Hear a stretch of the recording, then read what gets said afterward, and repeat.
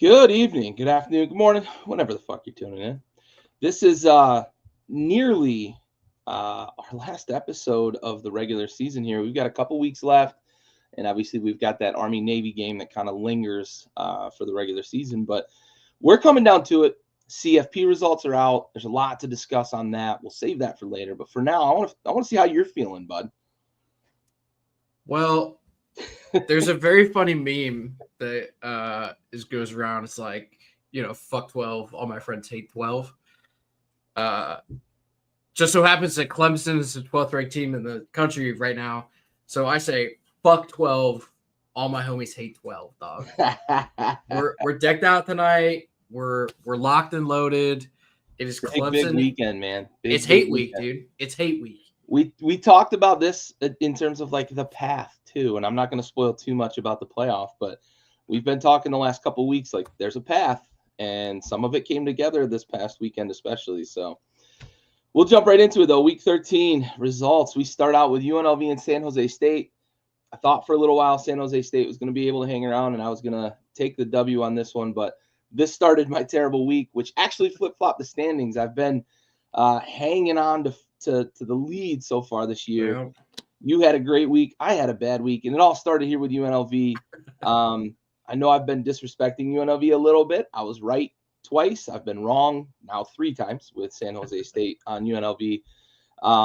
They've got a little something going there, though, out in Las Vegas, and it's interesting because UNLV is a fun school, mostly because you think back to like the basketball days of Phi Slamma Jamma and that sort of stuff, but the running Rebs and all that fun stuff. But they had Grandma Ma eventually ends up in the NBA, etc. Talk to me a little bit, like what's this UNLV team? What could they be eventually? Well, they're the program out there in the Mountain West. Eventually, Pac-12. I assume they're all going to. Yeah, right. They're going to be a Pac-12 team. They're going to have that logo on their chest at some point. Yeah. So we talked about this team whenever they first played Boise State, and I talked about how Barry Odom is a really, really good defensive coach. He's the head coach there, obviously, for UNLV. And they have Hodge Malik Williams and Ricky White III, the wide receiver quarterback combo. That's just about as lethal as anyone in the country, right? When they get it rolling, it's very good. On the other side of this game specifically, the number 2 wide receiver in the country in terms of wide receiver yards is Nash, plays for San Jose State. And as if you've talked about the former Navy coaches out there, they got that run and shoot offense working for them. Barry Odom's defense held Nash to 1 reception in this game, and they absolutely stifled. I think they had 6 completions in total. Did San Jose State? They had 4 completions total all for this game. Like that was the basis of this game. To get that out of the way, to answer your question of whether or not they're building something in the desert out there, in this new era of college football, they're going to have to find some money, or they're going to have to hope for some like freaky talent that just rolls through that nobody else noticed. That kind of seems, you've talked about it a lot, and we talked about it a little bit kind of with the flattening of the talent across college football. But you and I both agreed that the haves will still be the haves and the have-nots will still be the have-nots at some point, right? These programs are going to get figured out. And UNLV, for as good of a basketball program as they run at that university, they're just not historically a football program. So they could be very fun and they could compete for the Mountain West or the Pac-12, whatever conference they're in going forward. I don't see them becoming a have in the football realm, at least. Yeah, and I think it speaks a lot to, like, you think about what the city of Las Vegas is, right? It's an event city. It's a transient population. UNLV doesn't have a lot of academic prestige. It also doesn't have a lot of alums that when, like I mentioned, a couple like basketball players, right? But you don't often get NILs built off of like former pro athletes coming back and building an NIL program for their school. They're often like spokesmen, and they come in and they help with recruiting and they help maybe seal the deal, that sort of thing. Like if you're at Miami, having Ray Lewis at your on-site visit is probably a big deal, right? But you need that NIL money. And when you talk about NIL money, it's those billionaires. It's not the millionaires that played football or basketball. It's those billionaires that own oil companies, that the lawyers that have been in the game forever, that have huge partnerships and that sort of stuff. Like those are the ones that, the people that own huge car dealerships and those sorts of things. Like those are the folks that are going to build your NIL fund, not casinos in Las Vegas, right? They've got much more important things that they're worried about spending their money on. So it is a challenge. And I think it's even a challenge for the pro teams. You look at the dichotomy between the Raiders and the Knights, and then the Athletics are going to be going there eventually, right? Like the Knights and an NBA team. They're getting an NBA they're getting team. an NBA team as well, right? So they will have the 4 major sports eventually. The Knights have been successful, but they kind of came in and the NHL was like, hey, let's try to make this work. A bunch of free agents came available. They've done a lot of wheeling and dealing, but they've also made it an event. If you've never seen it, Google it, YouTube it. The intro for Vegas Knights before one of their games, the Golden Knights, it is a fucking spectacle. And that's how you get people to come to the arena. That's how you get people to come in. Hockey's also like a 1.5 hour event, that sort of thing. So like it's a challenge for these teams. The Raiders, they're no good, and who knows what the end looks like for them in terms of where the horizon is. So it's not easy in Vegas.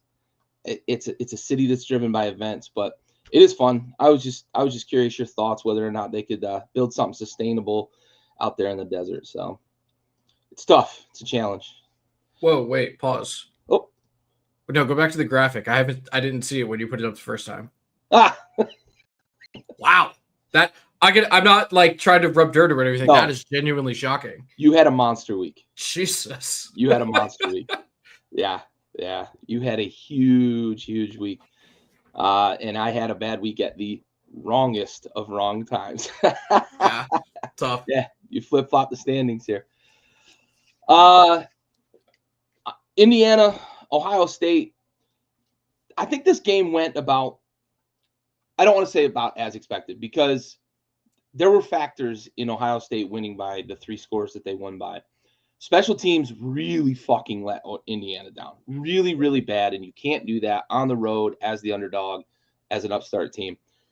I want to ask your opinion, and I am going to spoil the CFP just a little bit, because you and I talked about this last week, that like the ESPN predictor said, with a loss, they still had a 97% chance of making the playoff. Indiana did.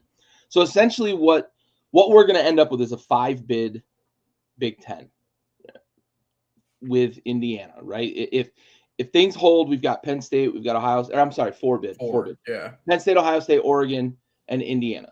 A 4-bid team. They're basically going to have a third of the playoff teams out of the Big Ten.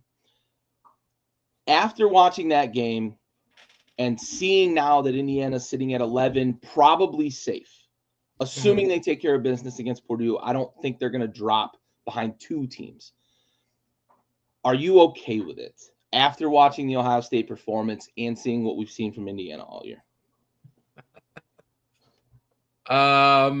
Because you were staunchly to lay the foundation for the others out there as well. We've had these conversations, and I agreed with you somewhat, but I also thought a 1-loss Big Ten team was going to be hard to leave out, right? But you said you didn't think Indiana would be in if they got blown out by Ohio State. 3 scores is being blown out as a top 5 team, because they came in as the number 5 team in the country. Okay. My answer is almost trifold. It's definitely twofold, right? Do I think that they will be in? Yes. Do I think they are one of the 12 best teams in the country? I do not. And then I guess the third part, am I okay with it? That will depend on who else the committee puts in the top 12. I like the hedge there. I can respect the hedge there. Because we've seen some wishy-washy shit from the CFP so far, the committee so far. Yeah, and even going back in previous seasons, I believe this is true. I know it's true for like the last 3 years. The final week going into conference championship week, that 4 was not the same 4 that they put into the final 14 bracket, right?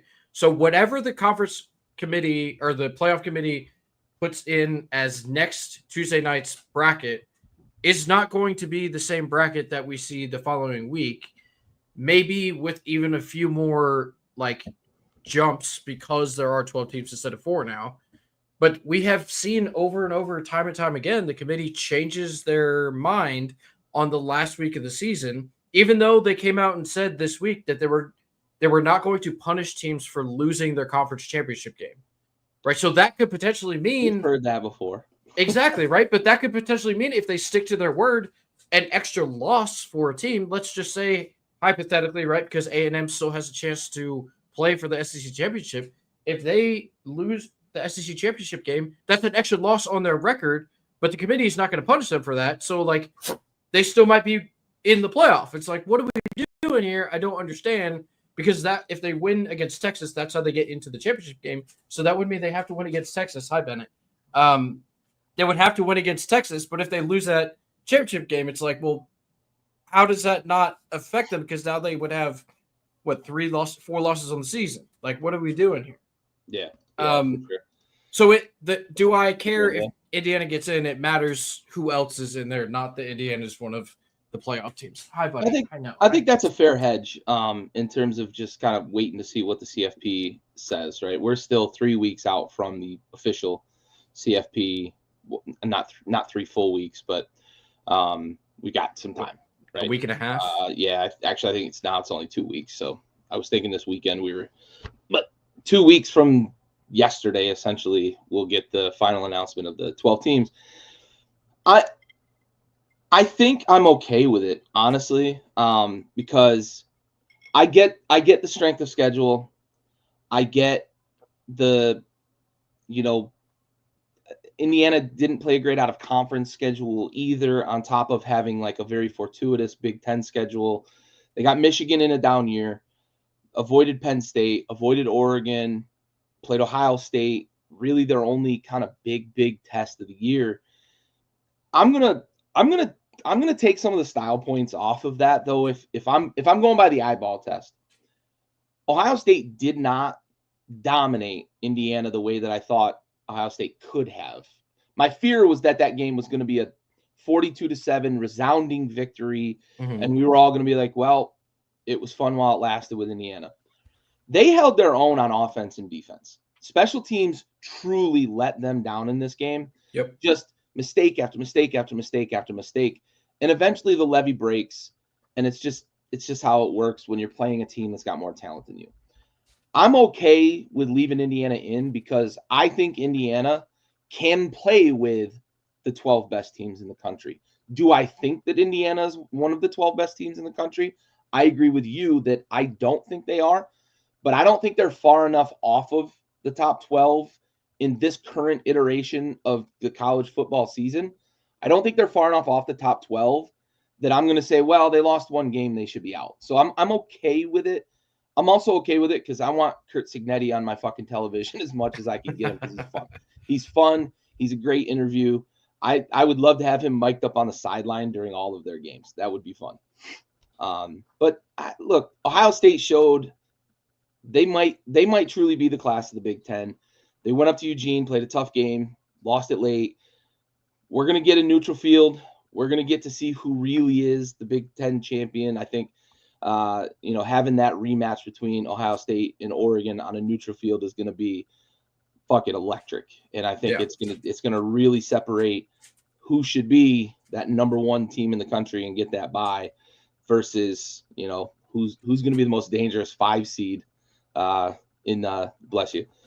Who's going to be the most dangerous 5 through 12 seed, bless you. Between the loser of Oregon and Ohio State. I don't think either of those teams falls past 5 after the Big Ten championship. Okay, that's fair. I'm glad you agreed that Indiana's not one of the best 12 teams. I know that's the mandate too. Yeah, I was gonna say, like, you said you're okay with them being in as a 1-loss team.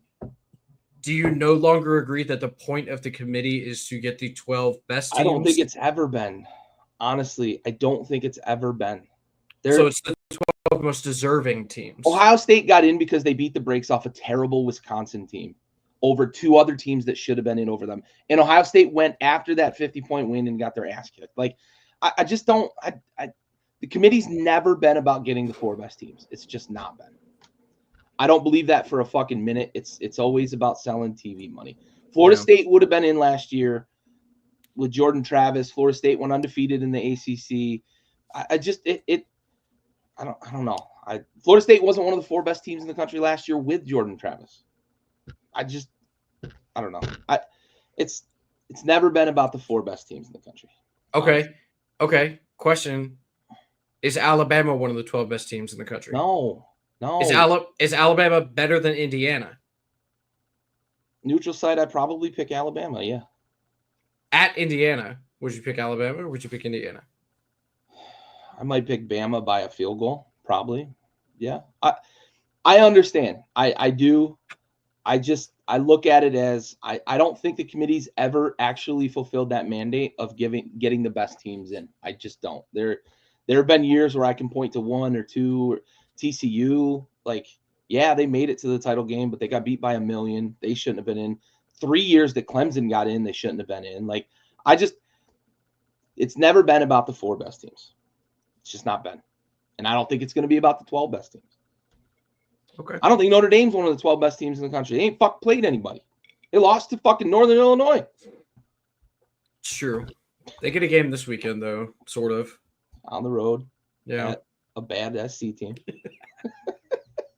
I don't know. I'm off my soapbox. I'm okay with it because I think 5 through 12, you're 100% looking to sell tickets. I think that's really what the CFP is going to be looking at. There's going to be some no-brainers, and then there's going to be a head-scratcher here and there every single year. It's going to be a 3-loss Notre Dame team one year, it might be a 3-loss Bama team this year, just to get eyes on TV screens. Yeah. I mean, ultimately, I think you're right. It's about selling TV money. Yeah. Which sucks. Yeah. It's the reason we have NIL, which is a good thing. Yeah. It's the reason we have conference realignment. It's the reason we have transfer portal. It's the unfortunate reasoning for everything. Yep. All right. Onward and upward. Miami Wake Forest. I don't know what's going on with this Miami team. They let everybody hang around. And for all but one game this year, they found a way to turn it on in the fourth quarter and disappear.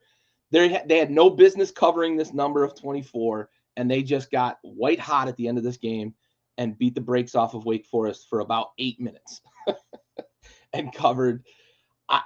Do you trust them going forward? Like, fuck. Is Smoo going to beat them in the ACC championship game? You're muted. Okay.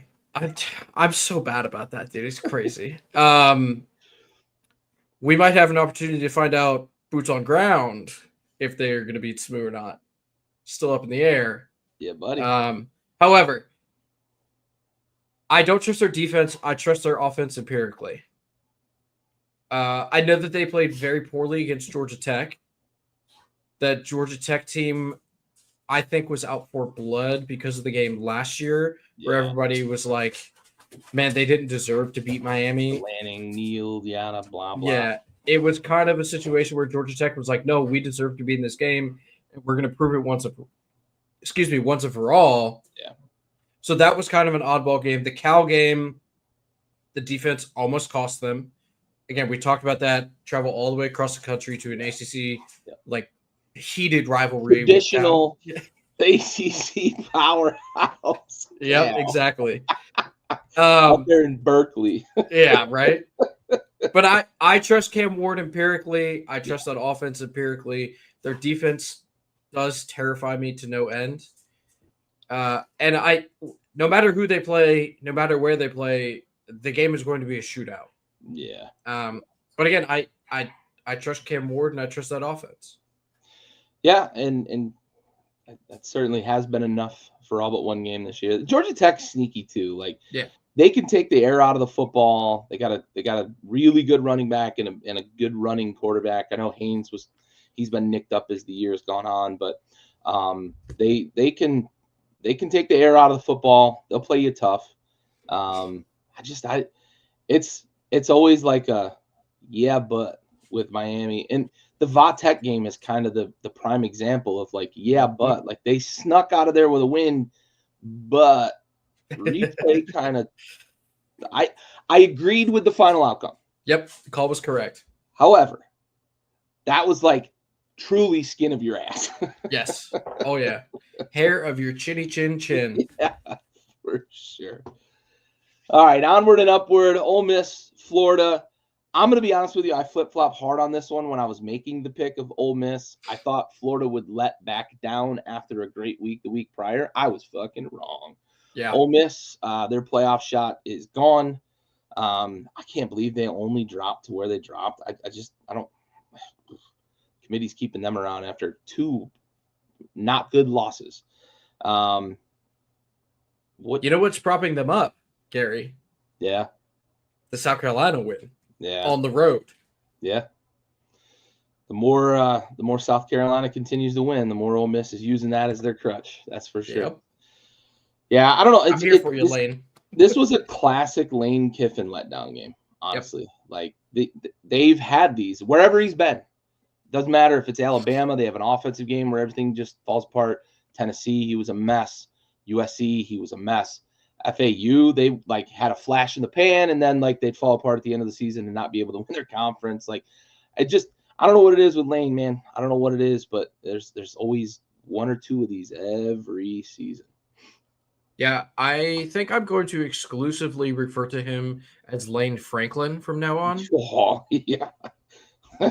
and the Penn State coach will be James Kiffin. I'm going to forget those, but that's how I'm going to do my best to refer to the two of them. I like it. We talked about it a little bit. The Florida team, how different they are when DJ Lagway plays quarterback. Yes. Because that kid is an alien. He is not from this fucking planet, that's for sure. And, well, he's from Texas, so, that's its own place. Already. Yeah. How about Billy Napier, though? Because that guy was as fired could be. Yep. And the boosters were raising money. Yep. And he has, credit to him and that coaching staff, because this Florida team has not quit at all. Yeah. They just 2 big wins in a row. Big wins in a row. Yep. I mean, those are things to build on going into next season for that program. Florida's a big-time program. They got the Jordan brand. They're going to get transfers. They're going to get recruits. Yep. And Billy Napier will be there, and DJ Lagway will be there. Yep. That team could be good next year, man. They have talent. They just played, as you put it, just about every week, the toughest schedule in the country. Yeah. And they started off really, really slow because for some reason they decided Graham Mertz was the guy. It's 7:24 on the East Coast. He hasn't played in about a month, and Graham Mertz is still a bad football player. Yeah. DJ Lagway is not, though. So I arrow up Florida, man. That is not something I thought I'd say. Dude. Yeah. If I asked you on October 1st, is Florida going to play a bowl game? No shot. No chance. No way. No way with the way the season started. So yeah, I'm with you 100%. Hats off. Shout out Billy Napier, keeping them boys playing hard. Shout out to that team because they could have easily just imploded. I'm going to hit the transfer portal or whatever. They haven't. And arrows up, maybe way up with the way that DJ Lagway, they got to keep him healthy. That's his big thing is he's got to avoid these nicks and just trying to make the extra play. Sometimes you got to know when to hold him, know when to fold him, DJ. He'll learn that, though. He's still super young. He'll learn that. He's like 16. Yeah. What a mutant, though, that guy is. Yeah, for real. Good Lord. SMU, Virginia, ho-hum. SMU's in the ACC title game in their first season in the conference. Making a statement. It's one of those things. They left their conference last year with a championship, and they're entering their conference this year with a chance at a championship. Yep. We talked about it a lot early in the season. 2 quarterbacks. When you have 2, you have none. Holy shit, have they picked the right fucking guy to win that competition. Yeah. Man, that offense is humming. They are a problem. And Dude, Miami's defense being a problem. If they have to play Miami in the conference championship game, the Mustangs might be hosting a playoff game. Yeah, for real. Or no, they might be getting a bye. Actually, they probably will sit on a bye. If they beat Miami, yeah, I would say Yeah. they get a bye. It would depend. I think that depends on how Boise State looks in their title game. Yeah. But yeah, they certainly have a shot to get a bye and then play at a neutral site. But this SMU team, they lost the turnover battle 2-0 or 0-2, however you want to say it, and still 6-0. Well, yeah, that. Shout out Duke though, kind of a sneaky good resume. Yep. Pretty good record. Arrow up in Durham, maybe. Yeah. Good, because their basketball season hasn't started yet, so it's a good thing their football season is still going. January. January for basketball season. Yeah, exactly. Wait till conference play.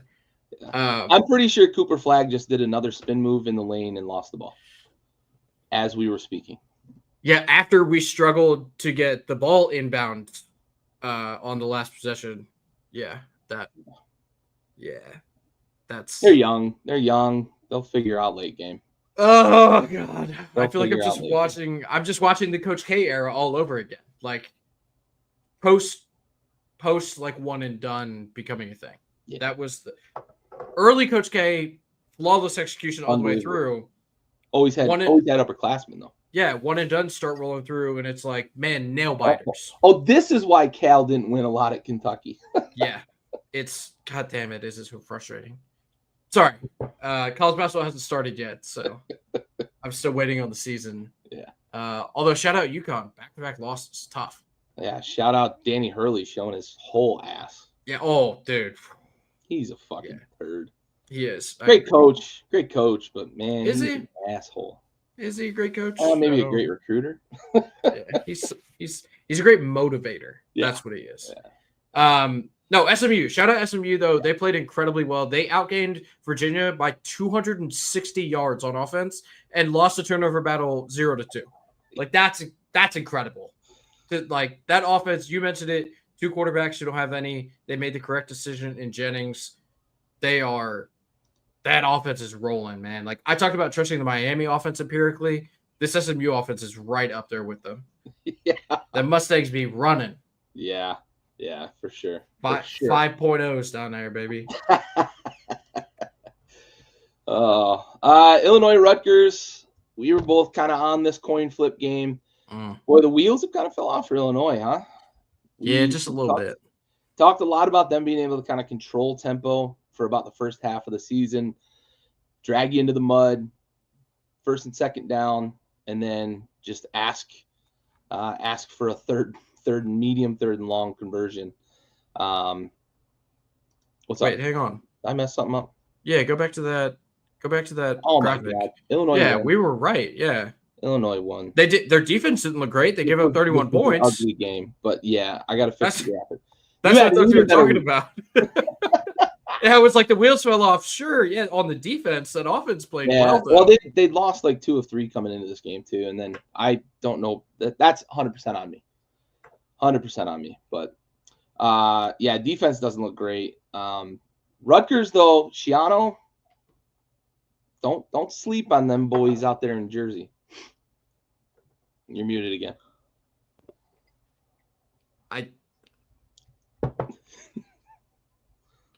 Rutgers, the basketball school? Yeah. 23 points in the fourth quarter by Illinois. Talk about kind of strangle holding the opponent. Yeah. They did give up 14, but like you outscore your opponent by 9 points in the fourth quarter. Most oftentimes you win that game. Yeah.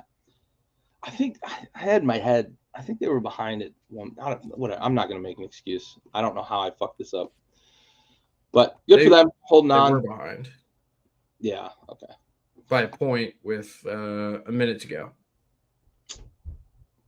Then they scored a touchdown with 4 seconds and they got a safety. That's my excuse. It happens. Yeah. Look, it's a holiday week. We're all busy. We got a lot going on. We're covering 7 sports at once right now. Like You ain't kidding. You ain't fucking kidding. We got a college football dynasty about to collapse on itself. Oh my God, it is imploding, isn't it? I know. Didn't get to do my transfer. How am I supposed to get Juice Wells into my program now if we shut down the transfer portal? Dude. Although Juice Wells did drop a touchdown in that Florida Ole Miss game, so shout out to him. The juice let it loose. Yeah, he also that game. So one note about that game that I didn't hit on that I knew it and I wanted to say it. That was the first multi-interception game for Jackson Dart in his last 2 seasons at Ole Miss. Yeah. Isn't that crazy? He's been pretty special in an offense that loves to throw the ball around. Yeah. And it was even what made it so funny to me that like I saw that graphic come up and I was like, oh man, that's nuts. He throws the pick in the 4th quarter. It gets overturned by replay. And he goes, hey, you want to see me do it again? Goes out and throws another pick. He did. Now that the second one, I don't really put on him. The receiver ran like a hitch route, and I think he was supposed to run like a corner, and he threw it to the spot. My guess is they were looking for a DPI call there because the receiver was going to be double covered. But still, like that's a spot throw, and the receiver runs the wrong route, and obviously 9 times out of 10 that ends up as an interception, especially against good college teams, especially like definitely in the NFL, but like against a good SEC defense, you're gonna throw that pick 9 times out of 10, and that's what ended up happening. I just thought the timing of it was hilarious because he throws the first pick and he's all fucking upset, understandably so. I'm not knocking him for that. Like I get it. You throw what seems to be a game-ending interception. You go to the sideline, you slam your helmet, and they're like, "Hey, you're back in." He's like, "Wait, I get another opportunity to do this?" I want to slam my helmet again. That was comical to me. That calamity of errors there for Ole Miss. Yeah, for sure. All right, now that we've bought enough time for me to unfuck my mistake. Whoa, look at that. So much green, dude. Onward to five misses is fucking big time, bud. Big time. UMass, Georgia. This was one. UMass doesn't belong on the same field as Georgia, yet Georgia reminded us Carson Beck isn't that good. Nope. They're okay. UMass scored some points on a defense they shouldn't have scored on, but covered the big 42 number. This was another one of those green ones for you. Georgia's going to play in the SEC title game. Like, I know. What the fuck, dude? Let's go Georgia Tech. Fucking let's go Yellow Jackets, baby. Shock the world. Beat the dogs. Yeah.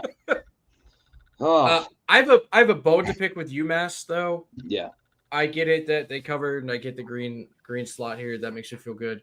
UMass fucked their seniors this week. They did not honor their seniors on senior day. That was incredible. I don't understand. Like, they canceled senior day. I saw a ton of people online calling for UGA to do something about it, to like stop the pregame ceremony and basically force them or honor the UMass seniors themselves, which I think they should have done. That would have been a classic move. You know you're going to win the game. You're not really going to struggle with UMass. The least you can do is shout out to the seniors. So fuck UMass for that. That's dirty. Those kids go out there and I'm not going to say put their life on the line, but they put their body on the line every single week. They risk injury and limb to play football for your organization. The least you can do is honor them on senior day. Yeah.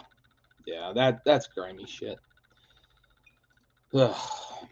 All right, Tennessee UTEP. This was Tennessee's just that much better than UTEP because I caught about a quarter and a half of this game. Mm-hmm. Tennessee did not look great against a vastly inferior UTEP team, but they kept matriculating the ball down the field, and they're just better. They're just more athletic. I don't know what it is with this Tennessee team, but I thought the arrow was pointing way up coming into the season with what Heupel's been able to do and what Nico looked like in their bowl game last year against a very good Iowa team. Yeah. Something is not clicking. It doesn't look great. And I don't know what to make of this Tennessee team because they sit right now at 5-2. And if things had fallen differently for them, they might be in the SEC championship game after this weekend. What the fuck? I just don't know what to make of this Tennessee team. maybe Nico's just not that good. Like, should he not have been a $7 million NIL guy? Like, maybe. I don't know. Like, something feels off. I know they lost some playmakers to the NFL, right? Mhm. So I definitely understand that. But they got one of the best running backs in the country. They're supposed to have one of the best young quarterbacks in the country. It's not clicking for this Sure. team. So I have not been high on Tennessee all season long. I think that's pretty well documented. I love Sampson, the running back. I think he's phenomenal. I'm not in love with Nico, but as a fan of a team who's playing a redshirt freshman, there are growing pains, I promise. Yeah, yeah. Now, if you ask me, I think Lenore Sellers is better at this exact moment than is Nico. I agree. I also think that Tennessee offense that Josh Heupel runs puts a lot more pressure on the quarterback. It's a little more complex than some of the other systems you see around the country. I don't know how many redshirt freshmen are going to walk into that program and pick up that offense right away. And as you mentioned, they lost playmakers to the NFL, right? Guys outside, a tight end. So there are holes in that roster in terms of receivers, ball catchers, if you will, whatever position they play. And that's not, I mean, in theory, that's something you can replace every offseason because it is college, but like it still takes time. I think Nico will be much better next year than he is currently. Yeah. But that defensive line is ferocious. That running game is incredible. And you mentioned it. They didn't even belong on the same field as UTEP, right? Like UTEP is playing a different sport than is Tennessee. Yeah. Sure. My biggest takeaway though from this Tennessee game is that they have a quarterback on the roster whose first name is Navy. Yeah. Yeah. You got some late action. Yeah. Yeah, and that's probably a good point, and it might be a reason why Josh Heupel's getting some hype for an NFL job. He doesn't run a half-field read offense like a lot of college schemes do. He doesn't run a lot of simplistic route concepts. Receivers are asked to do a lot, and the quarterback's asked to adjust to a lot, which might also complicate reloading a position that a lot of teams can reload in a single offseason at wide receiver. You're not just looking for a guy that can run a straight line down the field and another guy who can run a dig route, right? You're looking for guys that are going to be able to understand where to be positionally, where to be in relation to other receivers on the field in a very complex college offense. Like there's not a lot of college offenses that run those sorts of complex route concepts, especially in like the modern age when it's like deep, short, run, right? Those are your reads. It's you got one deep option, one short option. If nothing's open, you run, right? A la Jalen Milroe. And when you can take those away, you see what Oklahoma was able to do this weekend, a game we're going to talk about in just a moment. But yeah, that might be actually like the proper read on it. Is just that offense doesn't lend itself to really reloading the way that some programs do. Yep. Texas, Kentucky, we were both on the right side of this one. Kentucky can be scrappy. Kentucky wants to slow you down. Texas was clearly the better team in this, though. Big game this weekend against A&M. Were they looking ahead? Is that why Kentucky was able to stay in this? Or are we looking at a team that's susceptible to what Texas A&M can do defensively and what Georgia did defensively to Texas as well? Curious. What are your thoughts? Was it a look-ahead game? Or is Texas vulnerable right now? Can both be true? Is that okay? Sure. We saw Kentucky go into Oxford and beat Ole Miss. We also saw them give the business to Georgia. Yeah, like they have played very well at times. I think they're fairly well coached. I think that Stoops is a pretty good head coach there. And I think that we've said it a million times on the show because we talk about Texas all the time, right? I think this is a down year for this Texas offense.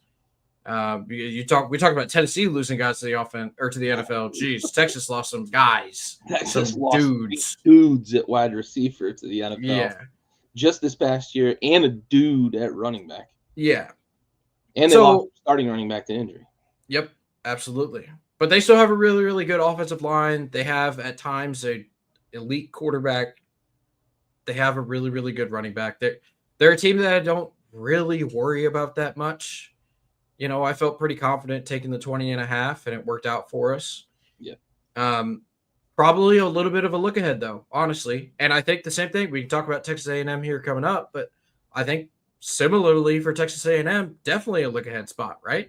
Yeah. Like, people understand what's on the line here with this new expanded playoff. They say, hey, 2 losses, we're not out of it. Yep. And I think they can get tense. Friggin' Mike Elko said it himself. He said all of our focus this week is on Texas. Oh, I'm sorry, Auburn in his press conference. Yeah. Yeah, buddy, you kind of blew that one. Gave it away. Gave it away. Yeah, for sure. All right. Penn State, Minnesota. I laid the points for Penn State for whatever fucking reason. Minnesota is scrappier than they get credit for anywhere. Yep. Nobody really talks about Minnesota and what PJ Fleck is still doing up there, rowing the boat. They're just a tough team. They're not going to beat themselves. They're a pretty well-coached team. They're going to want to run the ball. They're going to want to kind of slow things down. Penn State wasn't able to really put their foot on the accelerator against this Minnesota team. Survived, which is what you need to do if you're Penn State, especially a two-loss non-champion. You're starting to kind of wonder with Penn State's schedule, especially, right? Because like they haven't exactly played a tough Big Ten schedule either. A lot like Indiana, they haven't played a very tough Big Ten schedule. They avoided Oregon. They had Ohio State, which was their loss. They played a Michigan in a down year. This is a playoff team, dude. We're going to be watching Penn State play a playoff game and get beat up again because that's what James Franklin coached teams do. Because there ain't no non-top 25 playoff teams, but there's barely going to be any non-top 10 teams in the playoff. Yep. So I have a question for you. I don't know how much of this game you watched. I watched basically the entire thing. I think I jumped in late. I caught a bit of it. Not all of it, though. Did you see the end of the game? Like the fourth quarter? No, okay. All right, let me give you the situation. 1st and goal at the 7-yard line of Penn State. Minnesota has the ball down 1. Right? Am I getting this right? Hang on. What's the score here at this time? It's 20. Yeah, 26-25, excuse me. Or 26-22. They're down 4. Touchdown puts you ahead. Field goal puts you down 1. Yep. Basically, they get it down to the 8. They have a 4th and goal from the 8 with basically 5.5 minutes to go. And they kick the field goal to go from a 1-score game to a 1-score game on Penn State's 8-yard line. Why did PJ Fleck kick the field goal instead of coaches? And then they didn't get the ball back. Into that thing, 8 yards feels daunting. You can scare yourself into it. You're pinning them basically inside their 10. Like, yeah, Penn State's not going to have a lot of pressure to really stretch the field either. So yeah, no, I'm with you. I did see that in the box score, and it was weird to me. I didn't know the exact situation, so I wasn't real sure quite, and I didn't catch the highlights either. But kicking a field goal to cut a 1-score game to a 1-score game inside the other team's 10 is tough. If you're at your own, or if you're at like their 30, sure, right? 4th and 8 from the 30 or whatever. But yeah, I just don't. That just didn't make any sense to me. I don't understand. Like, you've held Penn State. Your defense has been playing fine. They didn't play great in the second half, but like, you have an opportunity to take the lead against a top 5 team at home. Yeah. Or you pin them inside their own 10. I just don't understand why PJ Fleck thought that kicking a field goal to go down from 4 to 3 was a good idea. Like, I get that you had thrown 2 incompletions in a row, but your quarterback is there, senior guy on senior day at home against a top 5 team. I feel like you have to go for the touchdown there. I feel like you have to. Yeah. I feel the same way a lot of times about like going for 2 as well. Like, you got a chance against Goliath. Like, you got to be David, man, and shoot your shot. Yeah. I just didn't love that play call from Michigan or from Minnesota. Minnesota. I thought they had an opportunity to go out and win the game.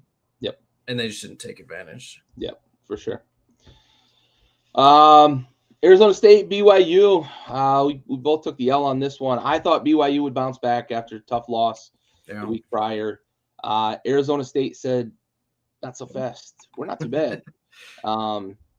They got a little something going out in the desert. They've recovered well from the ugly end to the Herm Edwards era. It was fun for a few years, and then things kind of fell apart there at the end for Herm. But they making a statement here in the Big 12 in their first year.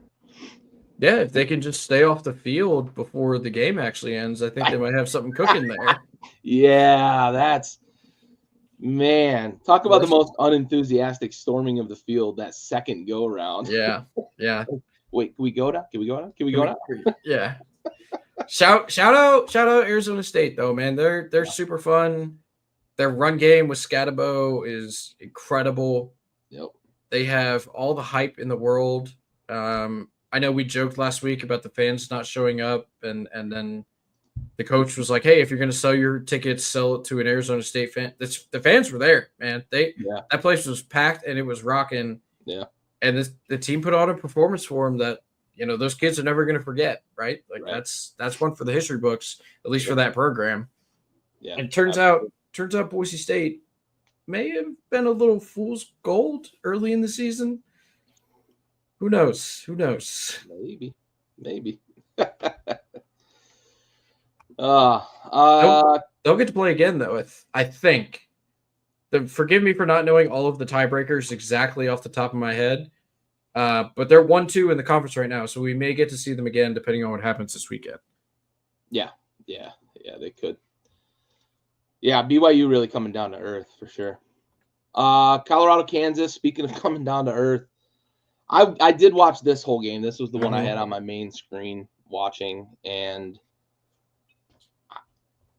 I don't know how you go from 1 week. It's just like Colorado is so Jekyll and Hyde. It is amazing how Jekyll and Hyde they are. And Kansas being healthy is not the team you can be whichever the bad one of Jekyll and Hyde is. I don't know how people feel about each one, but whatever one you don't like between Jekyll and Hyde, you can't be that against Kansas, because when they're healthy, they're electric on offense, man. And they ran the ball right down Colorado's throat all day long. Bullied a defensive line that came into the game leading college football in like sacks and pressures overall, or top 5, whatever. They've been at the top almost all year in sacks and pressures. And it showed that, like, if you just run it at them, you can't rush the passer when the running back's got the ball. And Jalen Daniels is fucking electric with the ball in his hands. He made a couple of throws this weekend that, like, his body's half contorted one way, and he threw it across his body. He hit the tight end on a check down on one that converted a first down in a very crucial situation. It really stuck out to me. What a game by Kansas. You got to give it to them. They are playing spoiler. We talked about it, right? This Kansas team wasn't healthy early in the year. Their season was over early.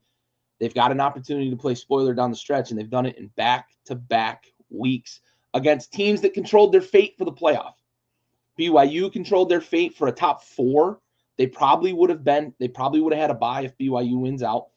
And now with Colorado, a team that was going to host a playoff game if they just won out. Like, what a fucking stretch of weeks for Kansas here playing spoiler. Yeah. I told people this Kansas team is good. Yep. When they're healthy, Lance Leipold is an incredible coach. Yep. I understand their offensive coordinator has gone on now to Penn State, but Lance Leipold is the heart of that team. Jalen Daniels, like you said, incredible with the ball.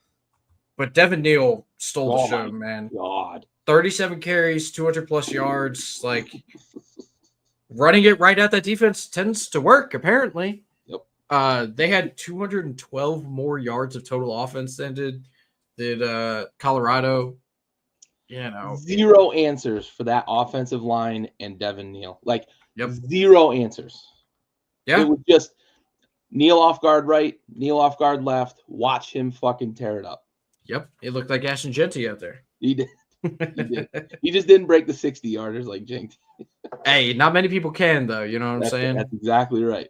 Not many people can. Shout out Kansas though. I love a team that doesn't quit down the stretch and comes into play spoiler in situations like this. Mostly because you and I have rooted for a Washington team here in the NFL that has been bad for a really long time. So we get to play spoiler. That's all we had for years and years and years was spoiler roles. But it's cool to see a team. I just appreciate a program like that where they know they're not making the playoff. They may not even become bowl eligible. They have a chance this weekend. But like to not quit on the team, like Florida, same thing, to not quit on the coach, to play hard all year long. It's a really, really feel good story, and they reap the benefits, beating a ranked team this weekend and kind of showing the country, hey, this is what we were supposed to be all season long. Watch out for us going forward. I wouldn't be surprised, honestly. Like I'm going to make the assumption that they beat Baylor this weekend to get bowl eligible. Mm-hmm. I wouldn't be surprised if they get a better bowl than a 6-6. What are they? 7th in the conference? I think 7th place finish would typically dictate because of like Jalen Daniels, right? He's exciting. He's a guy people want to watch. He's a guy that you want to put on TV. So I wouldn't be surprised if they got a decent quality game if they do take care of business against Baylor and get bowl eligible. Yep. Citadel, Clemson. I didn't think Citadel even had a football team, so I took Clemson. No offense, Citadel, great ROTC school, but we're not making military officers on Saturdays. Clemson didn't necessarily look great against Citadel. I get it. They're looking ahead. They've got a rivalry game this weekend. 50.5 was a big number, and you nailed it. Not a whole lot to take away from this game, though, I don't think. No. Clemson did not cover, and they moved up 3 spots in the rankings. South Carolina did cover, and they did not move up 3 spots in the rankings. So, whatever. I mean, that's fine, committee. It's okay. I'm used to it. We've been here before. We're used to the disrespect. Dabo, you're still a clown. Nobody can convince me otherwise. Listen, I think fully, again, I don't want to spoil too much of the CFP discussion, but I think fully that this weekend is the determining factor of which one of these two teams gets into the playoff. Because I don't think Clemson goes and wins the ACC championship because if Miami somehow loses to Syracuse, sure. But this is a big game, dude. And I think this is the final step on the ladder for the path that we discussed with the real USC. Take care of business against Clemson, who is currently the 12th ranked team in the country. The committee has let us know how they feel about Clemson, right? Yep. You go into Clemson and take care of business. I believe it's in Clemson, right? Yeah.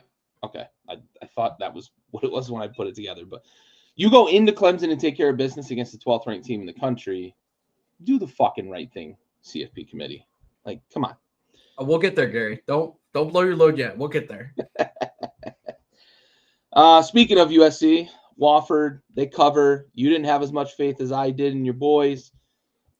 It's all right. I'll take the W. I'm sure you'll take that big W. Yes. I know I talk about South Carolina a lot, and I get it. And we talk a lot of gambling on the show. We pick against the lines. We can pick against the spreads. I am fully locked in on wins and losses at this point for South Carolina. I'm in win-loss mode with my team right now. I don't win by 2, win by 40. Right, W. Check it in the W column. Enter a mile. Just put it in the left-hand column. Yes. Mizzou, Mississippi State. Well, shit. I marked both of these red. I had a bad week on the graphic. I gotta go back. I gotta look at the score because I think you got this right. Yeah, Missouri covered. They won by 19. Yeah. I will fix that. So you had an even better week, bub. Am I going to have 4 losses this week? You are going to have 4, unless I screwed up the last one here. Jesus. Mizzou looked fine. Mississippi State is my fucking arch nemesis. I said it last week when I picked them. I've been wrong on every Mississippi State game this year, I believe. Going all the way back to their first game against a top 25 opponent in like week 4. I have been wrong about Mississippi State so many fucking times.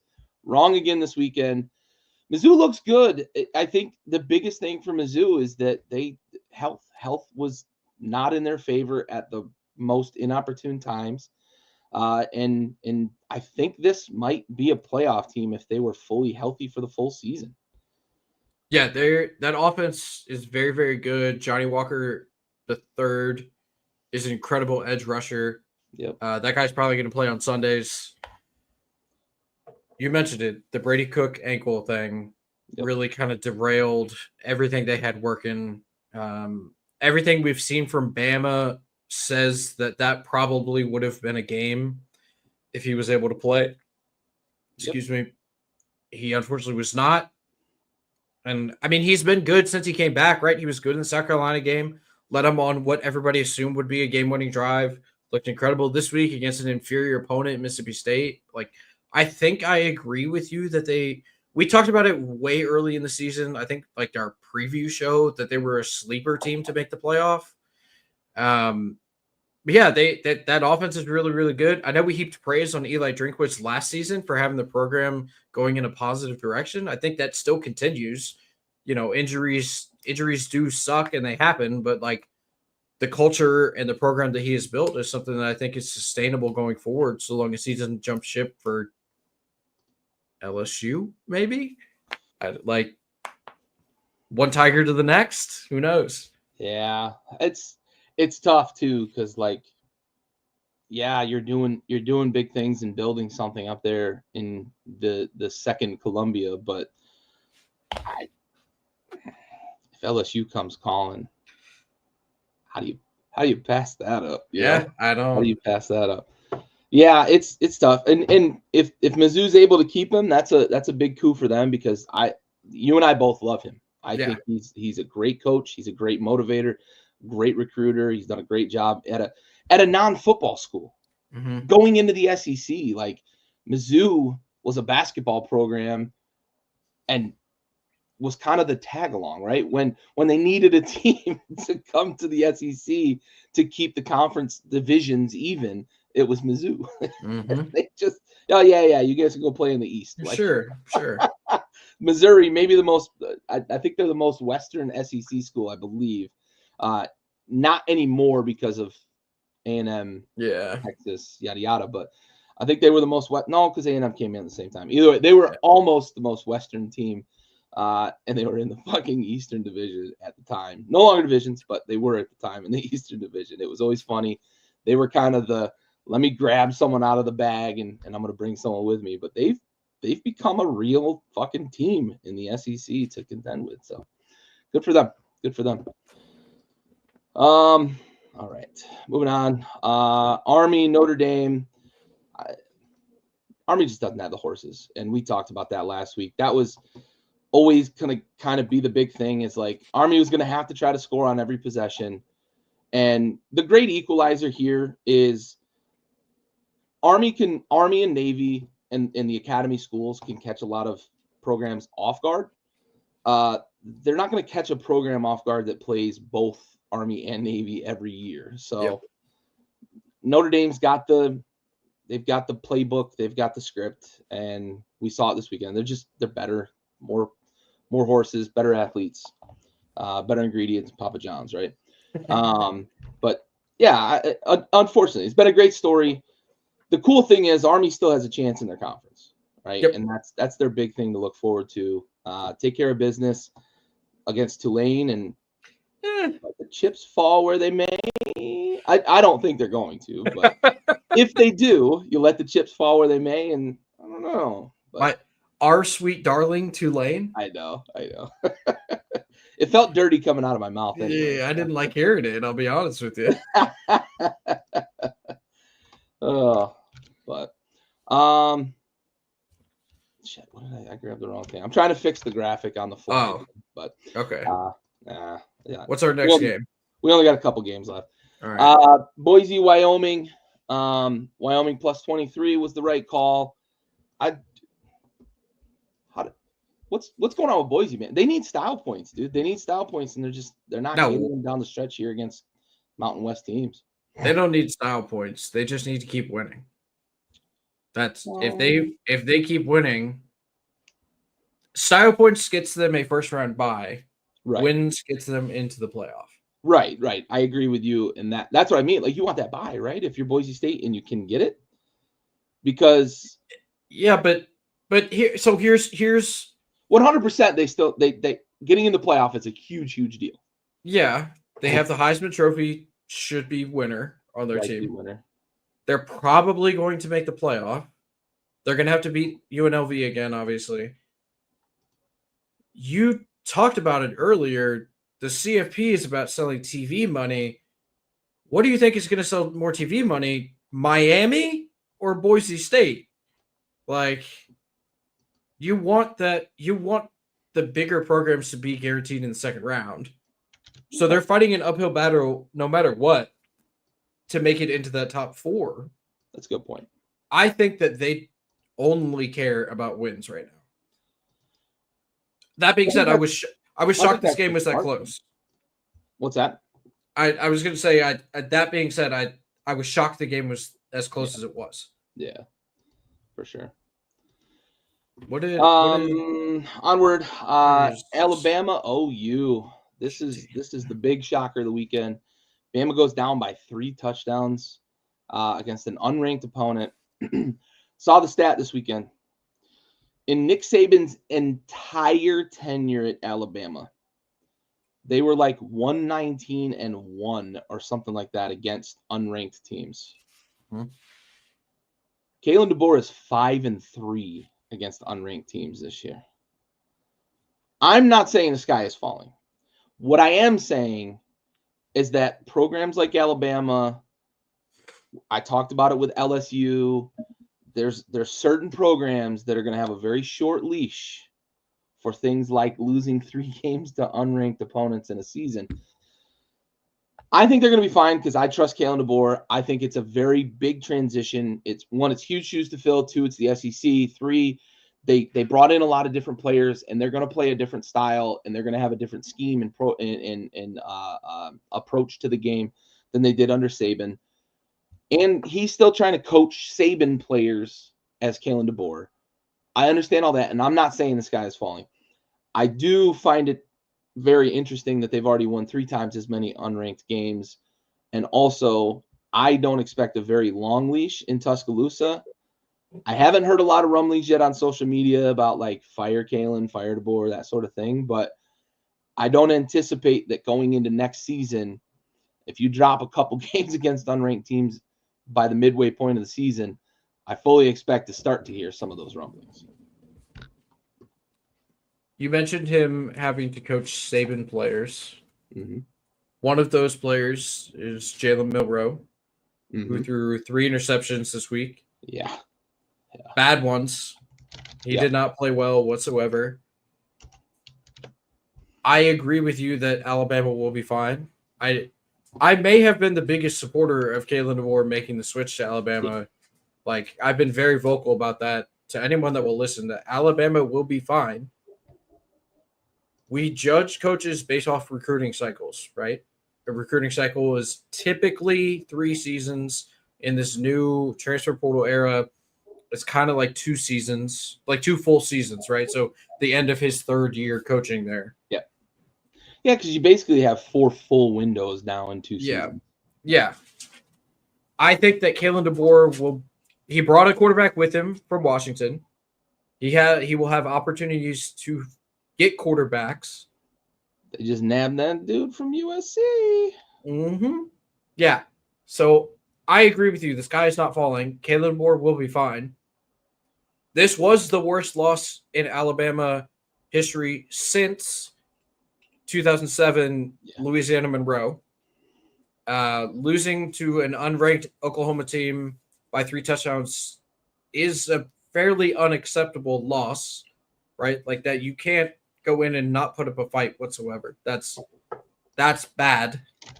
I agree. But Alabama will be fine, folks. I would be willing to stake a lot of things on that statement right there, that Alabama will be fine. Kalen DeBoer, you talked about it just now. It's a big jump to go from Washington playing in the Pac-12, knowing it's their last year in the Pac-12, to an established national powerhouse playing in the toughest conference in the country. It's tough. It's hard. It's not an easy thing to do. Yeah. He will be fine. Alabama will be fine. They played fucking terribly. They were not ready. They got blitzed on the offensive line this week. Jalen Milroe could not find receivers. They had a touchdown called back because Ryan Williams made one of the most incredible catches I've ever seen, but his toe dragged on the edge of the end zone. If he catches that ball, the game maybe goes completely different. Like, football's a game of inches. If that's a touchdown, momentum could have shifted back. Like, any number of things could have happened, right? Alabama, relax. You'll be fine. You're still Alabama. Like, is anybody at Georgia freaking out because they have 2 losses after winning back-to-back titles? Like, we got to pump the brakes here, folks. Yeah, for sure. You had a bad loss. It happens. This is what college football. This is what college football looks like this year. I don't know if it's what it's going to look like forever going forwards, but that's what it looks like this year. All right, it's going to be all right. Yeah. Exaggerated number I used wasn't that far off either. 123-4 against unranked teams. Safe and was. Yeah, and they had won 87 straight to finish his tenure in Alabama. You want another fun fact? What was the number? 123-4? 4. Yeah. I was at one of those 4. I know, when they were number 1. Yes, when they were number 1. Yeah. Until season, the last team in the SEC East to beat Alabama. Yeah. Yep. Oh, Governor Nick, you will be missed, bud. You will be missed. Yep. Great on game day, though. Great on game day. Oh, he's phenomenal on game day. Him and McAfee are like yin and yang. Yep. Oh, yeah. Let's see. A&M Auburn. What a wild game. If you're A&M, you've got to feel real shitty about this loss, even with the look ahead to Texas, even with the fact that if you win that game, you play Georgia in the SEC title game. What a bad loss, man. You're up 21 with, it was like 7 minutes left, I believe. They were up 21. And then, like, you had opportunity. They dropped the ball in the end zone to end the game. Like, just awful, awful execution down the stretch. Not what we've come to expect from Mike Elko. Just messy. And Auburn, good on them. Battled. They got screwed like 3 times by bad calls down the stretch in that game too, and still overcame them every time. There were some real tough penalties and real tough spots that were real ticky-tack, and they were able to overcome. Hugh Freeze, for whatever pock marks he's got from his first tenure in Ole Miss and whatever else you feel about him, he knows how to coach them up, man. Yeah. He's always been an X's and O's guy. Yeah. Never really the like kind of buttoned up recruiter. Like, he's just a football guy, and we could tell that even this year based off some of his comments. We joked about it earlier this year. Throwing his quarterback under the bus, rolling over him, and then backing it up. Trailer. Yeah, like a trailer attached, I mean, just – and for all the shit that he received all year long, after the Oklahoma game, you and I came on this program and talked about how well that offense actually played. Yep. And they've been playing decently well leading up to this game, where they played fucking lights out against what is a good Texas A&M defense. Yep. Obviously a game that hits 84 points, both offenses played fairly well, right?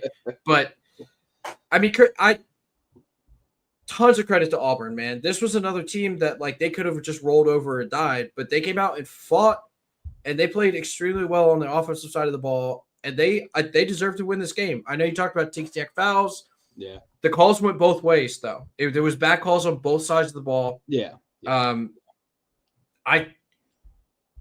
got flashbacks when I saw this game go into the second overtime of the LSU A&M game that was like 74-72, with Kellen Mond and whoever the quarterback for LSU was that year, and I was like, Yeah.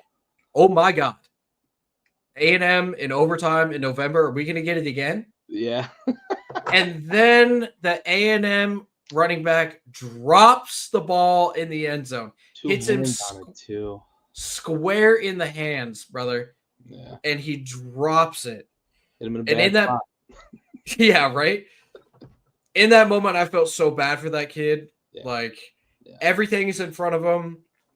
Second in the SEC by record, like chance to secure a spot essentially in the title game. Like I just felt really, really bad for that kid. He had the field got rushed. Like that's an all-time feels bad moment right there. Yeah. But credit to Auburn, dude. Good for them. Great win for the program. I saw a couple of recruits flip this week to Auburn, leaving places like Clemson and Ohio State. So the SEC continues to reign supreme. Not a big deal. Casual. Credit to Auburn. I thought their offense was super fun and very, very enjoyable to watch this weekend. Yeah.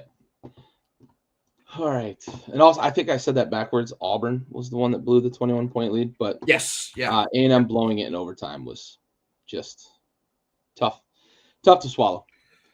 Iowa State, Utah. Nobody goes into Salt Lake and has fun. Nope. Utah season's lost, but man, Kyle's got them boys playing hard still. Got to give it to them. Iowa State has been a little bit of up down throughout the season. Seemed like a tough team, but they've taken some tough L's. I know that this isn't, but it just, I don't know. I don't know what to make of Iowa State. Still probably meh, I guess, in the Big 12. They're a team that can kind of sneak up on you if you let them. But hats off to Utah because that's a playoff team. I still fully believe if Cam Rising plays a healthy season, that's a playoff team. That defense is very, very good. One of maybe the biggest home field advantages in college football. And a team that I think you just put the defense in the suitcase and they can play anywhere in the country and play you tough. Tough season for them health-wise. Tough season for them because I think last year was their year with the number of playmakers they had on the offensive side of the ball with Cam Rising. But I still think they could have been a playoff team this year with Cam Rising. And it just never came to fruition. Never put a full season together for a guy that's had 18 tries at putting a full season together. They haven't really been able to on the offensive side of the ball, but good for them. Finish strong, play a Big 12 opponent tough.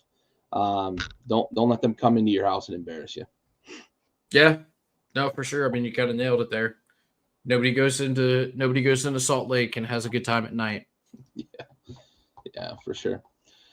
All right, well, let's shift gears and let's talk college football playoff bracket. So Tuesday night, last night, the committee releases on their spectacle of a show on ESPN, their official top 12, and then the next four essentially is what we're really concerned about. So Alabama, having 3 losses to unranked foes, has dropped all the way down to number 13. So what the committee, I think, is trying to tell us is that if they take care of business against Auburn, they're the team that's going to get in over a top 12 team that stumbles. I don't agree with that. I want to know how you feel about that because we've talked about Bama, how well we thought they would play this year, what we think of Kalen DeBoer, but at this moment in time, should Bama be the number 13 team in the country?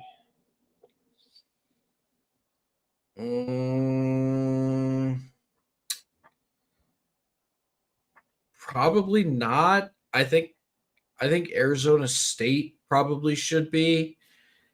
They're winning their conference. I think they've played better more recently than has Bama. I understand that Bama just crushed LSU at home like 3 weeks ago, or 2 weeks ago, whatever it was. I don't think Alabama should be 13 based off their recent performance against Oklahoma, but like I understand why the committee has them there. As someone who picked Alabama to win the SEC going into the season, like I get it. I see the talent there. I see what they can do. But if you're asking me based off of the most recent events that I've seen, I don't think they should be 13. I also don't think Clemson should be 12. But I don't either. That couple in there that don't make a lot of sense to me. I know this isn't an NFL show, but I just want to warn NFL GMs out there. Don't make the Anthony Richardson mistake on Jalen Milroe. Like, don't do it. He's not an NFL quarterback. If you can get him to line up and play fucking slot receiver or running back and run some gadget plays with him, maybe he's Taysom Hill or something, but golly, he looks so fucking sloppy when you're able to make him stay in the pocket and throw the ball. Hell of an athlete, supreme athlete, but good Lord. I thought they'd figured it out the week prior when they were just like, yep, Jalen, go run the fucking ball. And they crushed LSU. Yep. They tried to make him a thrower at Oklahoma, and Oklahoma was successful in forcing him to beat them with his arm, and he couldn't. So, NFL GMs, just don't fucking make the mistake. Just draft Nussmeier. He's good. I think he's got the ability to be an NFL quarterback. I agree with you. Nussmeier throws balls with the most anticipation of any quarterback I've seen in college football this year. Yeah. Yep. Not an NFL show. I'm not a scout. Don't sue me if you take Nussmeier and he sucks. It's just my 2 cents. Yeah. So I want to ask you, what was your most surprising takeaway from Tuesday night, from the CFP reveal show? Ole Miss being 14. That blew my mind. I thought it'd be like 19, maybe 20. Yeah, I thought they would be behind Tulane. That's kind of where I had them pegged. Yeah. 18, 19, 20, right? Yeah, I can get behind that. Yeah, I Just thought they would shift everyone up. I thought they would drop quite a bit farther, yeah. Yeah, Clemson being 12 honestly is still surprising too. A team that squeaked out a win against Pitt. And then I know that supposedly the committee does not look at spreads, but they did not cover against the Citadel. So, like, I just Clemson 12? We saw them get absolutely trounced by Georgia. Yeah, beat up by Louisville. Yeah, true. At home. Yep. Got beat up by Louisville at home. Yeah. So Ole Miss and Clemson, my 2 biggest surprises. Yeah, I think I agree with those two. I was mildly surprised that they kept Indiana in the top 12.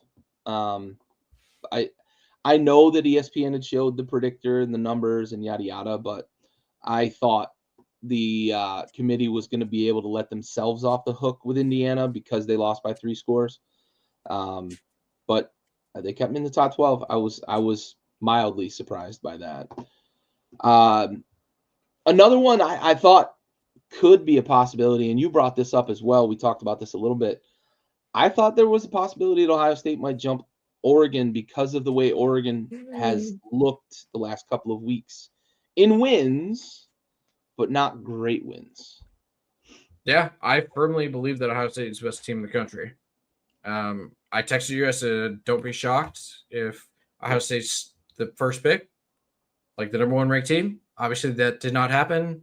They had a bye week, so you can't really judge them off a bye. But Ohio State getting a top 10 win, Oregon being on a bye, like, we know that this ranking doesn't really matter because we have 2 more weeks of football or 2 more Saturdays of football before the actual, like, bracket comes out. Why not make Ohio State number 1? Like, the goal with these rankings is to drive communication, right? Make them number 1. Yeah. I think it's hard for the committee to look at that 0 in the right-hand column and put anybody ahead of them. I think that's probably what it boils down to. Sure. I have to believe that, I guess, because beating Wisconsin 16-13 in a game that Wisconsin had every opportunity to beat you in, and Ohio State taking care of business the way they did against a top 5 team, I could justify putting them at number 1. Yep. You squeaked out a win at home against Ohio State. I get the head-to-head thing too, but yeah, venue matters, context matters. Any other like things you want to highlight from the CFP selection? I mean, there's a path, Gary. There is a path. There's a There is path. a path. It involves Vanderbilt winning. It involves Cal potentially winning this weekend. Look, there's a path. That's all I'm saying. There's a path. I need some help. I need my friend, one of my best, dearest, most closest friends in the world, Diego Pavia, to make something happen for me this weekend. But there's a path. There is a path. So I have a question for you. Mhm. So we've got two group of 5 teams with very, very different resumes. Mm-hmm. We have 1 loss Boise State, and we have 2 loss Tulane. Mm-hmm. Now, Tulane's 2 losses are to 2 ranked teams at the time when they played them, Oklahoma and Kansas State. Oklahoma's a very different team now, but they lost all 5 of their starting 5. Their top 5 wide receivers were out for 4 weeks. They'd been without their starting quarterback for a while, and they couldn't figure out which one they wanted to start after that. So Oklahoma's been a little bit of a mess. Lost Kansas State as well. Both respectable games. Tulane, the loss, some of the turnovers with the young quarterback, et cetera, et cetera. At the end of the season, if Tulane runs the table here, because they've taken care of business with style in the American. Mm-hmm. Say they go and they drub Army, and then they drub Army, or drub Army in the title game. They drub Memphis this week. Who's got the better resume when it comes to being that 5th conference champion into the playoff? Are you hanging your hat on the Heisman contender, the Heisman front runner, who should be the Heisman front runner? I know there's odds still that out there that have Hunter as like the favorite. Like, get out of here. I think he's with that shit. Pretty heavy right now. But Genty as the Heisman contender, he's definitely going to be in New York, right? Whether he wins it or not, he'll be in New York. And a Boise State team versus a Tulane team that might have a little bit better of a resume, in my opinion. I think the American's a little better of a conference than the Mountain West. That could probably be debated. But I think the style points that Tulane has put out there in terms of really, like, they have one close game in their conference. Like, I don't know. Who do you think has the better resume? Who would you pick? Say both teams win out and win their conference championship. Who would you pick as that 5th conference champion? I think I go Boise. They have, I hate to say the better loss because I hate like saying that, but objectively they have the best number loss. 1 team in the country. They have the best loss in the country, like undeniably, right? A 3-point loss on the road against the number 1 team in the country, in a game that they probably should have won. Yeah, two mistakes on special teams, and they win that game, right? Yep. Really, if they stop one of those, they probably win that game. Yeah. So I go with Boise. They have the better resume. They only have the 1 loss. It's, like I said, the best loss in the country, and they have Ashton Genty. Like, it just, he carries so much weight, especially in my mind. Like, I put him in, put him on primetime, dude. Yeah. I think they have the better. I think they have the better resume. What do you think? Do you think they have a better resume, or?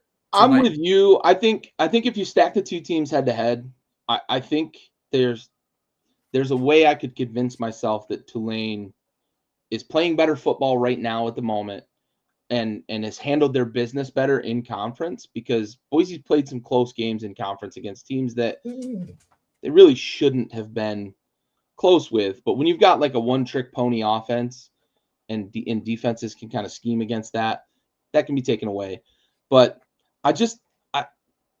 Ashton Genty's going to be in the fucking playoff, dude. Like, if I have my say, he's going to be there. And I think you're right that the loss for Boise State looks better than the 2 losses for Tulane.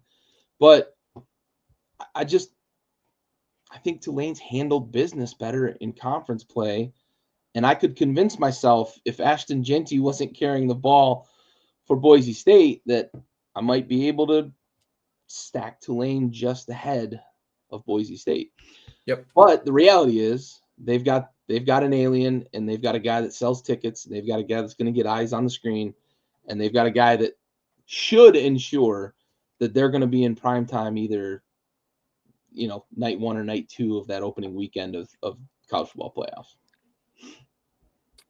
For your awareness, there is not a book that I can see right now that does not have Travis Hunter with minus odds, and they are heavy in his direction. Yeah. I don't get it, dude. Like,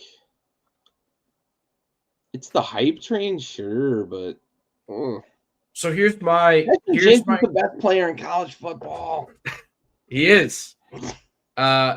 So my argument that I like to make for this specific discussion to these two players is there are position awards in college football.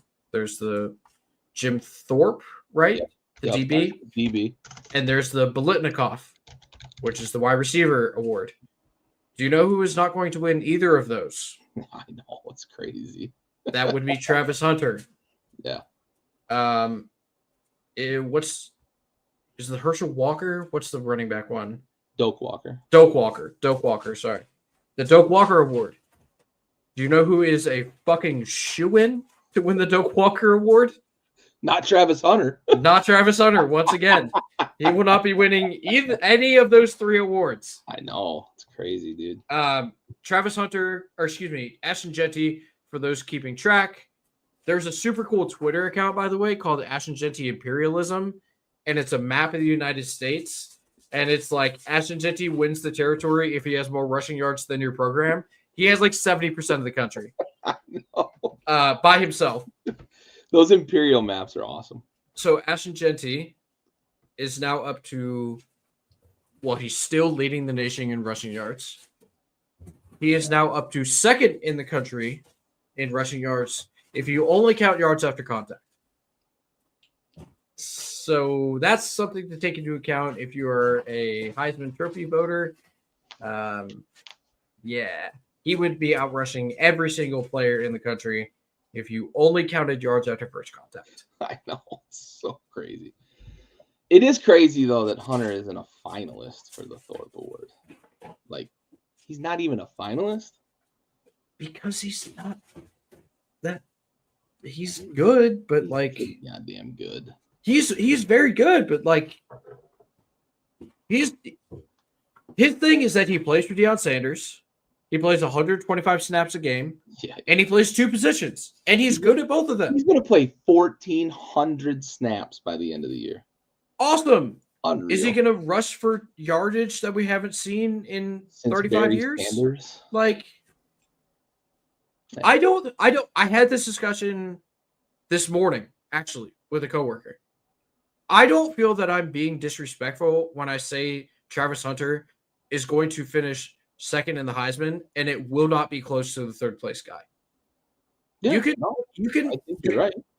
The case can be made for either one of them to win the Heisman, and I will understand if either one of them win the Heisman. But there's nobody else in the conversation. That's it. I don't feel as though I'm being disrespectful to Travis Hunter by saying you're going to finish 2nd in the Heisman. That's pretty fucking cool. Yeah. What you're doing is unprecedented. It's awesome that you're playing at a very high level at 2 different positions. But guess what? This guy's a fucking freak. He's the best at what he's doing, and it's undeniable. That's just how I feel about it. Yeah. All right, I'm going to circle back to Tulane one more time. Okay, go for it. Because we also have the possibility that a Big 12 champion could have 3 losses. Mm-hmm. Are you taking a 2-loss Tulane over a 3-loss Big 12 champion? Are we talking which Big 12 team? Let me pull it up. It'd have to be. Yeah, I guess there's context to that too. Yeah, it would have to be Arizona State, BYU. Iowa State, BYU. or Colorado. Those are the 4 teams with 2 losses currently that mathematically they could end up. Well, so with 2 losses in the conference. If Colorado wins out, they would have 3 losses as the Big 12 champion. Yeah. Arizona State, BYU, Iowa State would have to lose this weekend. Yeah. I think I'm taking Arizona State over Tulane, and then I'm taking Tulane over the other 3. Okay. That's fair. Just purely based off of recency bias. Yeah. Like that's Arizona State is playing some good ass football right now. Yeah. Yes, they are. All right, we'll move off the CFP talk. We'll move into week 14. We start the week out with our Tulane Green Wave laying 13.5 against a Memphis team that is kind of playing for pride right now. Laying the points. Death, taxes, and Tulane covering spreads. Yep. I believe they are 8-2 on the season. 9. Or 9-2. I'm sorry, 9-2 on the season against the spread. So death, taxes, and Tulane against the spread. Yes, please. Yes, please. And twice on Thursdays. Yeah, buddy. It is great. We're going to see them on Thanksgiving too. Yep. It's going to be a lot of fun. Yes, sir. Boise, Oregon State. We're on opposite sides of this. I don't know that I trust Boise against big numbers right now because they've been playing kind of down to competition a little bit. And I believe they're in the exact mode, as you put it, win-loss mode.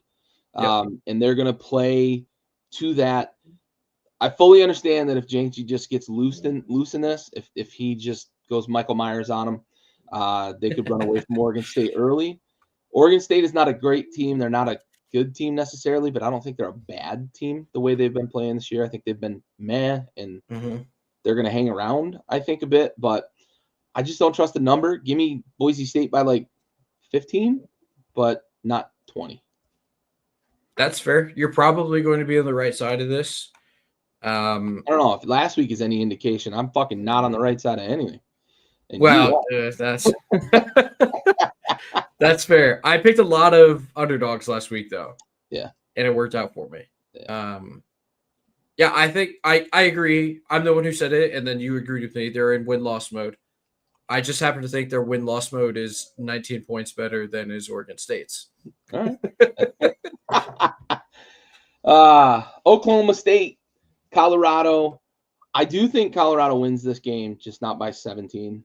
Give me a 10-point win. Maybe they get a touchdown late to stretch it out to 13 or something like that. But give me 2 scores, not 3.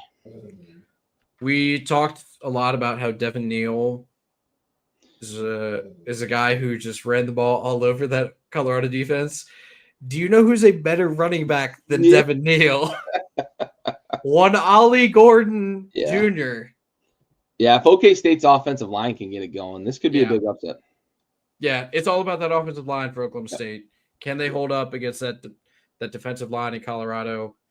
I believe in Mike Gundy as like just a fuck it, throw something at the wall guy.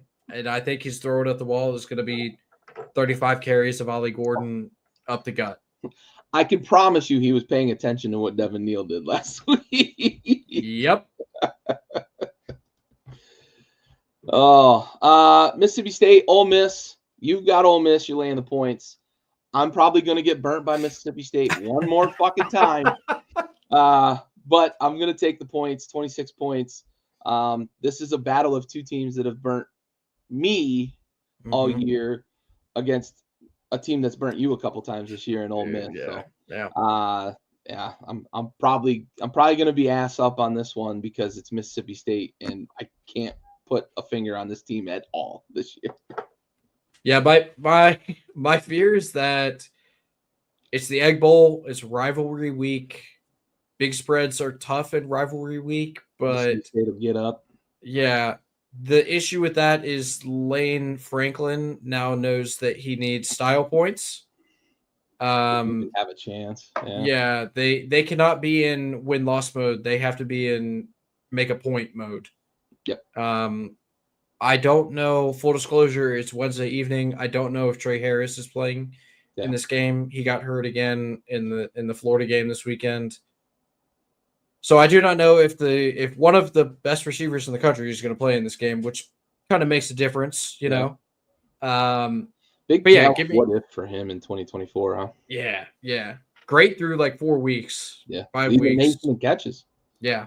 And then just soft tissue stuff. Yep. But give me Ole Miss. Give me Lane Franklin.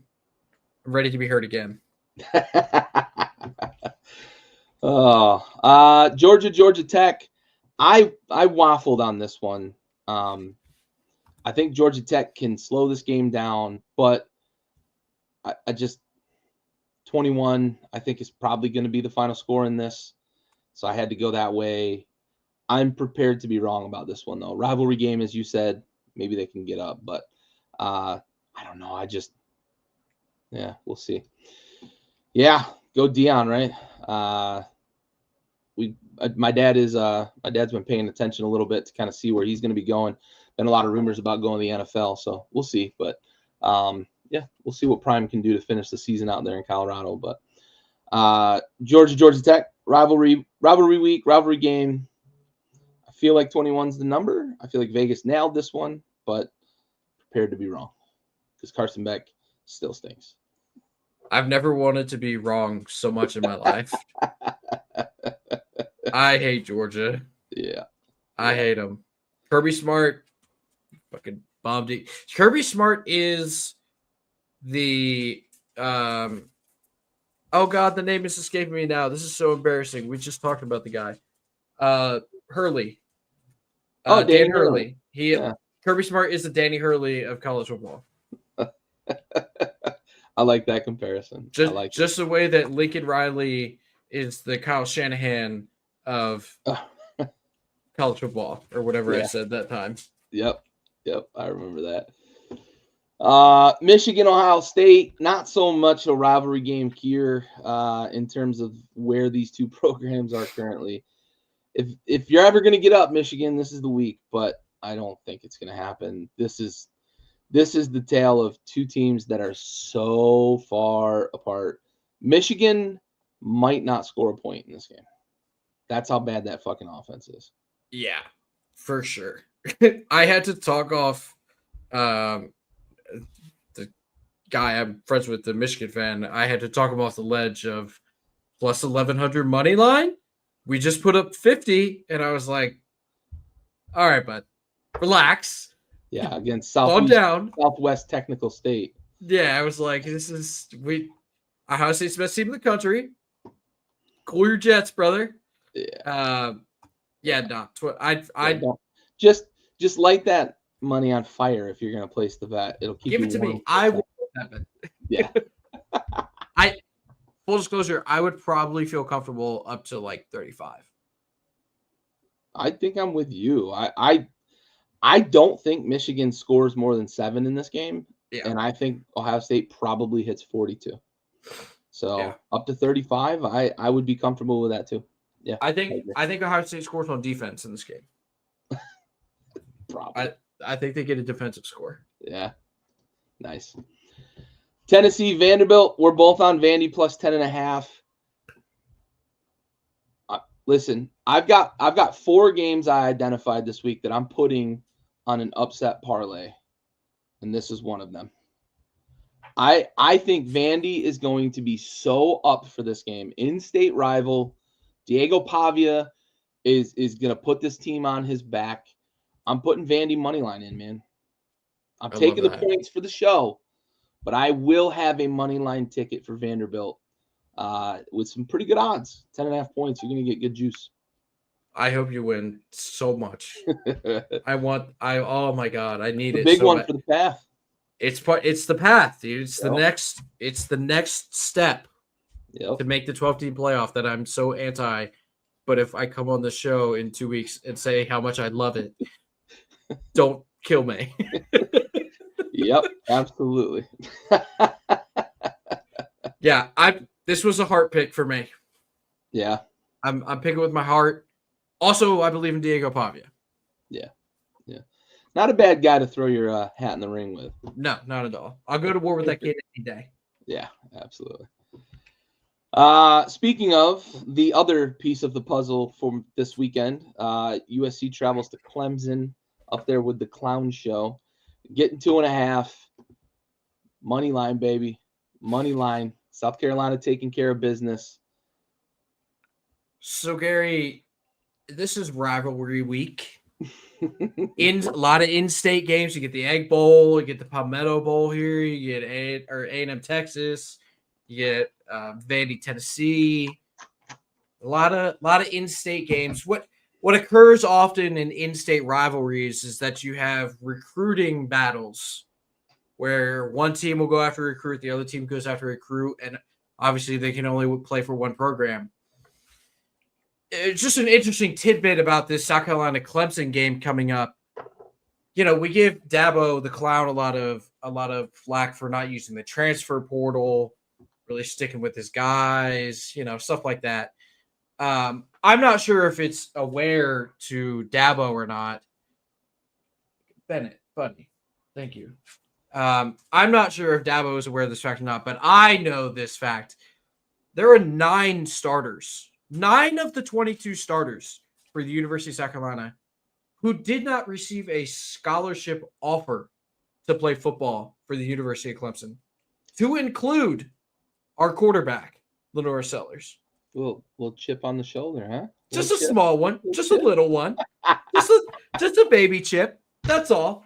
That's all. Just a baby chip. It's Whatever okay. it takes. Hey, I can promise you one thing, Gary. We are not giving up a 50-yard touchdown run to Cade Klubnik late in the fourth quarter. With 37 seconds left. That will not be happening. That will not happen. I can assure you of that. I like it. Dylan Stewart will be eating that man's liver for lunch. With a nice Chianti. Yes. Well, I think he's like barely 18. Yeah, that's fair. That's fair. No, what he does after the game, that's on him. No corrupting the youth. No, of course not. Dylan Stewart is a pure and righteous individual and can do absolutely no wrong in my eyes. Let's go, Gamecocks. Onward, Illinois, Northwestern. Northwestern just gave up 50 to the aforementioned Michigan. Illinois should cover this comfortably if they're serious about being a football team. Yep. They did struggle last week. They've struggled down the stretch here. This is a get right game going into bowl season for an Illinois team that they're well coached. It's a program that's going to play tough, but this is a get right game going into bowl season for them. Yeah. 7.5. I feel pretty good about it. You talked me up to like 2 touchdowns here, honestly. Sure. Yeah. I like Illinois. I liked them earlier in the year, and they kind of let me down a little bit, but I still like Luke Altmaier in that offense. Yeah. Yep, for sure. Brett Bielema. Maryland, Penn State, 24.5. I'm taking the 24.5. I'm not falling victim to fucking James Franklin again. I think that they are truly in survive and win mode as well. This is another team that they know if they just take care of business, they're going to be in the playoff. They're going to play very conservative. They're going to play very cautious. Yep. Give me Maryland plus 24.5. I'm not picking Maryland to win this game, but I will pick Maryland to not lose by 4 scores. Yeah, this could be a 24-point game. It might be very easily an exactly 24-point game. Yeah. Something 38-14 or something like that. For sure. Yep. It could be, 100%. They're going to take the air out of the ball. Penn State is going to take the air out of the ball.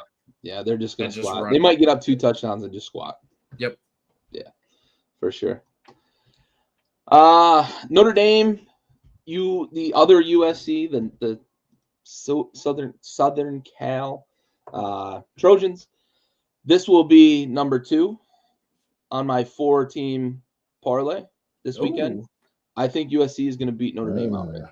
Wait, 2 or 3? This will be. You got Vandy? I got 4. This is number 2 of 4.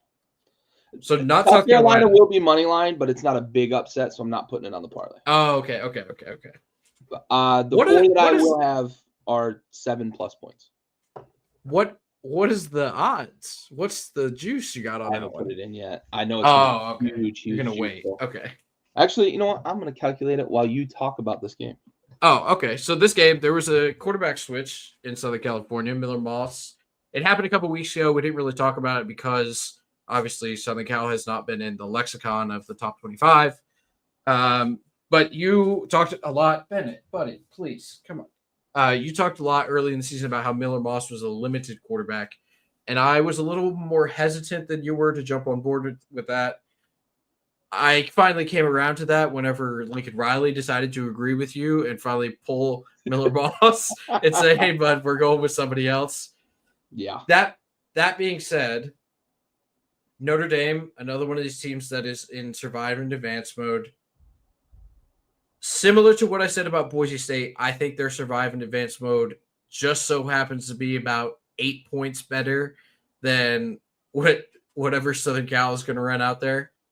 Southern Cal's offense, I just talked about the quarterback change. It still has not been great for them late down the stretch here. I had to look at their actual schedule here. Sorry, but they're 6-5. They got the win over Nebraska. That was a little bit of a back and forth. I didn't to win by 8 at home against the Nebraska team that made an offensive coordinator change midway through the season didn't really seem like that impressive to me. I don't know. And then to score only 19 points against the UCLA team, which UCLA, a team that I talked about 3 weeks ago, having put up a lot of fights this season because they had tough losses. Regardless, you scored 19 points playing a, quote, road game for a team that plays in your same city. There's an offensive problem there with the Trojans. And we've seen what Notre Dame's defense can do to good offenses, hence Navy, hence Army, hence early in the year, Connor Wegman and the Aggies. Like, I don't know. I don't trust Lincoln Riley and that offense to be able to keep it within probably 10, honestly. But you're obviously on the other side. Please tell me as to why you think the other side wins. I think we've seen Notre Dame against inferior teams. I think that Navy and Army, great stories, fool's gold. They've also played them every year, fucking ad infinitum. I also just look at this like this is a rivalry game.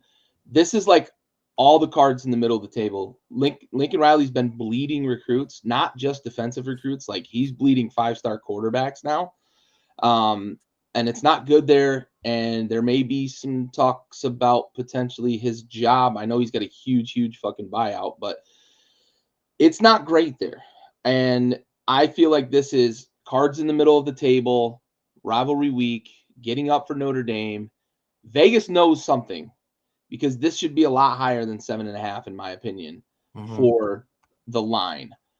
I also think that USC's defense is sneaky good this year and could give some problems to a Notre Dame offense that is a little bit limited when it comes to spreading the ball around.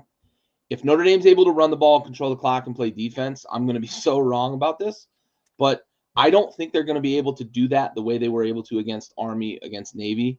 And I think at home, in your backyard, Lincoln Riley might feel a little pressure like he's coaching for his job. A lot of those players might think they're playing for their job going forward. That all those things combined, I think this is a trap spot for a Notre Dame team that is historically prone to laying an egg in these types of games. That's fair. I get that. More gut than anything, honestly. I respect that. I respect it. Odds on the 4-team parlay plus nearly 20,000. We're getting some juice. Yeah, you are. Onward, Miami and Syracuse, and it may not have been hard to guess, but this is number 3 of 4. Syracuse will be in. They're 11-point dogs. I don't trust Miami anymore, and Syracuse is at home. I think Kyle McCord and Oronde Gadsden are going to be able to move the ball against that defense. And Miami's been playing with fire all year. It burnt them once. I think it's going to burn them again. And we might be looking at a Miami team that's reeling heading into the ACC championship game. It's a look ahead spot too. Like they're primed and looking ahead. ACC championship. If they drop this game though, Clemson plays and Miami doesn't even make the ACC championship game.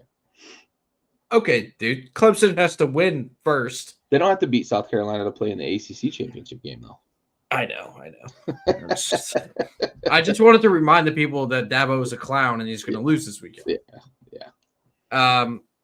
Okay, that all sounded really cool about Syracuse and Miami's defense, but Arade Gatson is a really good player, and for some reason you think he's going to come back next season and fucking want him to. Yeah, how many points is Miami going to score in this game? 48.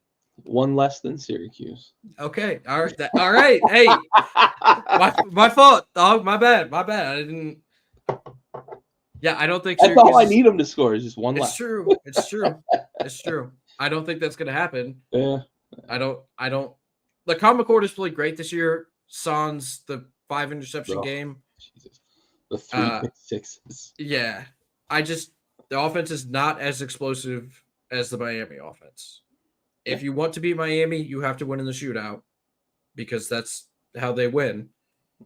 Or do exactly what Georgia Tech did and take all of the air out of the ball and never give Miami the ball. Yeah. I don't know that Syracuse has the horses to do that. Yeah. Fair. Also, I need Miami to be in the ACC championship game. Thank you. I have a ticket for that. So yeah, I did plus 380 preseason pick. You may have heard of it. Yeah. I have a cash out option. I'm not taking it. Yeah. Cal heading to SMU. Not as big travel as a traditional West Coast ACC team would make within the conference, but they are heading to Houston, Texas, or not Houston. Where the fuck? Dallas. Yeah. Heading to Dallas to take on the Mustangs, who are fucking clicking. You could talk me into probably, I don't want to go all the way to 28. I'll go 20. You could talk me into 24 in this game. I think SMU is just that much better than Cal, and Cal's traveling from Berkeley to Dallas. You could talk me into 24 in this one. Yeah, I was going to say 21, but 24, fuck it, why not? That Shit. SMU offense is cooking, baby. Fuck it. Cal's a different team at home and on the road too, though. Oh, very much so. Unless they're playing at Auburn, but we don't talk about that. Yeah, we don't talk about Auburn. Some dipshit thought they might be a dark horse. Oh, fucking A.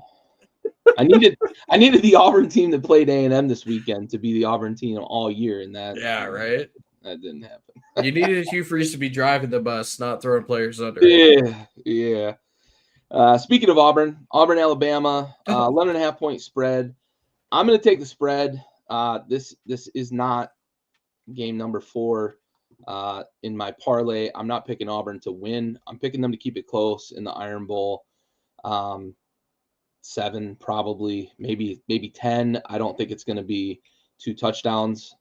So I'll take the points with Auburn in this one. Pissed off Alabama, Iron Bowl, in Tuscaloosa. Yeah, I feel pretty good about this pick. I'll be honest with you. I don't know if pissed off Alabama means what it used to mean. Okay, sure. Nick Saban's not there. Doesn't mean those kids don't have self-respect. They just lost by 3 touchdowns last week. You don't think they want to come out and send a message? And they have a chance to make the playoff. They gotta fucking put on a show. Now I will be rooting for Auburn this weekend because it's part of the path. With your heart, but we make these picks with our minds. Exactly. Well, some of them I do. Some of them. Yeah. Most of them, almost all of them, except for the last couple of weeks, I've made with my heart or my head. There's one team that I'd like to pick with my heart. So, but yeah, I think Alabama rolls this game. Honestly, letdown spot. We talk about it all year long. Could be a letdown spot for Auburn. All Arizona State, Arizona. This is number 4 for me. I see you're taking the points with Arizona as well. I think it looks like you're. Do you think they're going to keep it close, or are you picking Arizona to win this game? I think they keep it close. Okay. It'd be like a 5-point game, something like that. All right. Yeah, go Cuse. Go Cuse, baby. Go Orange. Let's go. Yeah, I've got Arizona winning this one. Rivalry game in Arizona. Well, I guess it wouldn't matter which team. Down in Tempe or Tucson. There you go. Not up in Tempe. I think this is a spot where we might see a little flash from Arizona. Get up for a rival, finish the season. You got a chance to really spoil it for Arizona State as well. Knocking them off could knock them out of the Big 12 championship game. They would need a lot to go right to stay in the Big 12 championship game and essentially knock them out of the playoff. So I think Arizona's going to get up here, and I think Arizona's going to this is a money line pick for me on the parlay. Yeah, I know that Arizona has not lived up to the expectations that we had for them this year. Yeah. Their offense has been sneaky effective, though. Yeah. Like, Tedero McMillan is still putting up incredible numbers at wide receiver. Yeah. He's going to make an NFL GM extremely happy come April. Hopefully he makes Adam Peters extremely happy, and he lines up opposite of Terry McLaurin next year. Oh, okay. That would be fucking phenomenal. Okay. I don't know if we're going to be picking high enough, though. I was going to say there's a left tackle that plays in Austin that I might be looking at, but all right. Yeah, I'd love to get a cornerstone also. Yeah. But again, this is not an NFL show, I guess. Nope. Hey, we go whichever direction you want, brother. I'm multifaceted. I'm like a 5-tool athlete. Swiss Army knives over here. Yeah. Arkansas, Mizzou. We're both on Mizzou -3 here at home. I probably could have been talked into +3 for Arkansas at home, but I just think Mizzou's playing really well right now, and give me them by a tug at home. Yeah, we just talked about them coming off of last week's game, how impressed we were. Brady Cook another week healthier, back on that ankle. Drinkwitz, very good coach. They should win this game convincingly. Yep. Indiana, Purdue. I'm going to take the 29. I think Indiana wins this by like 28, so this would be a sweat on the ticket. Again, a rivalry game, in-state rival. Purdue's got an opportunity to really get up here for a finale that in an otherwise forgettable season for Purdue. I know Indiana's got to get some style points here to like maybe stay above if there's a team that sneaks behind them. Say Bama goes and blows out Auburn. They're going to want to have some style points to stay ahead of a Bama team or, something along those lines. But give me 28, and I know I'm going to sweat this ticket. Yeah. I've been burned by Purdue a couple times this year. Yeah. They're bad. Purdue's bad at football. They are bad. Long are the days when Drew Brees was there and Ryan Kerrigan. Yeah. And somebody else probably played football there at some point in time. I can't think of them. Bateman was there, I think. There's a running back, I'm sure. There's a running back somewhere along the line. Yeah, those guys aren't there anymore. It's been a long, long time for them. Yeah. I know 29 is a lot, but you made the point earlier. Indiana needs style points. Bounce back week for Signetti and those guys. I don't think he takes losses lightly. He doesn't strike me as that kind of guy. He doesn't seem to. Yeah. So I'm good. He learned under the tutelage of a guy who doesn't take losing very well either in Nick Saban. 123-4 against unranked opponents. Yeah. Yeah. Throwing tantrums on the sideline when they're up 42 and make a mistake. Probably doesn't take losing very well. In a national championship game, mind you. Like, Nick, what are we doing, buddy? You're coasting, bud. Yeah. 27 of these guys are going to be in the NFL next year. Calm down. Yeah. Yeah. Got to set the tone for the fucking off season. Yeah. You don't have practice Tuesday. He would if he could. True. Very true. Yeah. He'll be recruiting. So, yeah. Onward, Oregon, Washington. This is just a gap in talent, honestly. Things are dire up in Washington. I know we both trust in Jed Fish to kind of right the ship up there, but it is dire to think about the level of talent that team put in the NFL last year in a transition year and lost to the transfer portal because they lost their coach. Yep. It's a tall task. It's a big uphill climb for Jed Fish, but we both trust in Jed. Just not Saturday. Nope.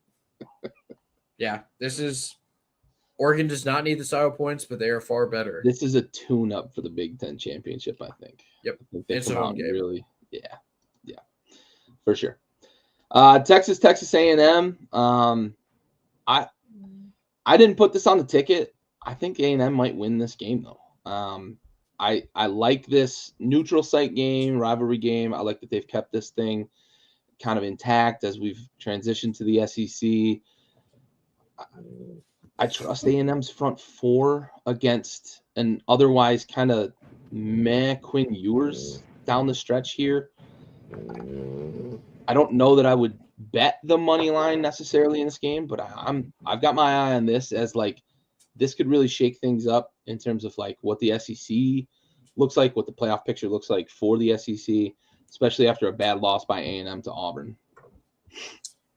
This is a game that my pick was based off of talent. I think that Mike Elko is a better football coach than Steve Sarkisian. I think that there is much more talent in Austin than there is in College Station at the moment. Yeah. This is a game I have no idea what's going to happen. Right. This was an old school Big South rivalry. I know. That has not been played. I don't think they've played it in 10 years. I think it's been a decade since they glad played. the SEC agreed to like we've got both teams now. Yeah, this is put them going together. on the fucking schedule. Yeah. I love that. Yep. Because truly like the truth is, even though they weren't playing it, this was still a fucking rivalry. Like, yeah, you couldn't talk to an A&M fan or a Longhorn fan without like at the end of it like A&M sucks and OU sucks or Texas sucks, right? Like this. There's no love lost between these two fucking fan bases. No. So for the SEC to seize this opportunity and make this thing a thing, I love it. 1,000%. I'm so excited for it. It's going to be a ton of fun. Yeah. I do not know what's going to happen, but I'm taking the talent here. I'm taking the talent. I know I'm going against everything that I believe in because I love taking home teams in night games. I love it. I love it. But I believe in Texas. I think Texas's defense is really, really good. And I know what really good defenses do to that A&M offense. Yeah. I watched it happen in Columbia. Yeah. You're right. This is not a neutral site. I don't know why I was thinking they were going to play this at fucking I thought they were playing this at Jerry World, but no, I was wrong. They used to play it at like the State Fair or something weird like that. But all right. Onward. Iowa State, Kansas State. This was kind of a coin flip for me, and Vegas has it that way as well. If you're less than a 3-point favorite at home, typically that means Vegas, it's like a coin flip, that sort of thing. It'd be a pick 'em at a neutral site. I don't know what Kansas State team we're going to get, but if we get good Kansas State, I think they win it outright. If we get mediocre Kansas State, I think this gets settled by a kicker. And give me the 2.5, almost 3 points in a game like that. Yeah, this is me going back to everything I love and believe in, taking a home team at night and laying the points. recovering from the previous game. Yep. I don't think Kansas State's defense is as good as Utah, who we just saw kind of stifle the run game for Iowa State. Yeah. Kansas State, I believe, is a little more susceptible to an explosive run offense, which Iowa State has. They run like 3 running backs. Yeah. They have a 3-headed monster in that backfield, and it's impressive. Yeah. But Farmageddon, another one of these rivalry games, man. Last year, I remember this game specifically because it was when I was put on to Abu Sama, the running back for Iowa State, because it was snowing. It was dumping snow, and he broke like 2 70-yard touchdown runs. And I was like, holy shit, that guy's fast. Yep. Yeah, it reminded me of remember that snow game that Shady McCoy had like 11,000 rushing yards Yep. against the Lions in? It reminded me of that watching it last year. It was a great game. I'm really excited for this one too. I mean, there's a lot of exciting games this weekend. Yeah, rivalry weekend is going to deliver. Yes. For sure. UNLV Nevada in-state game. I don't know how much of a football rivalry this really is. I know there's probably no love lost. There's probably plenty of animosity, but UNLV is a 3-score favorite. I think that's perfectly fine from Vegas. I think they'll win by 3 touchdowns here, and I'm pretty comfortable with this number. Nevada's just not very good. Nope. BYU Houston, similar. Houston can be a little feisty here down the stretch, but I think BYU, I think they've gotten their like smelling salts and realized like we still have an opportunity here. We can't fuck this thing away. So I think they take care of business here against Houston. 13 is not enough. I think they're going to try to pour it on and recover here down the stretch. Yeah, they're another team that needs some style points. Yeah. They're trying to win their conference. That doesn't work. They're going to need some serious help. Yeah. 2 touchdowns at home at night at elevation. You get a team coming from Houston, Texas to go play in Provo country. To go play in Provo, Utah at night. All right, bud. Good luck. Yeah. You're going sea level to mountain towns. Yep. You're gonna have. I think they have a long night. Yeah. I think the quarterback's name is now escaping my head. So he's just they call him the BYG. I want to call him Tate Ratledge, but I know that's not his name. It's Retzlaff. Yeah. Jake Retzlaff. Yep, Jake Retzlaff. I think that offense kind of hums against the Houston team. Yeah, I agree. All right, well that's the conclusion of top 25 in week 14. You got anything off the board, bud? The true death of a program. I think I've probably said that 3 times on this show throughout the season, but this one is for real because it's the last regular season week. Florida, surging Florida, is going on the road to Doak Campbell Stadium in Tallahassee, Florida, to take on the Florida State Seminoles. Yeah, could be all she wrote for the Seminoles, at least for their head coach. Yeah, that one might get ugly. I get it. Rivalry week, home team at night. But I think that is DJ Lagway going to be the best quarterback? No, I guess Florida State played Miami, so they saw Cam Ward. Did Florida State see a better quarterback than?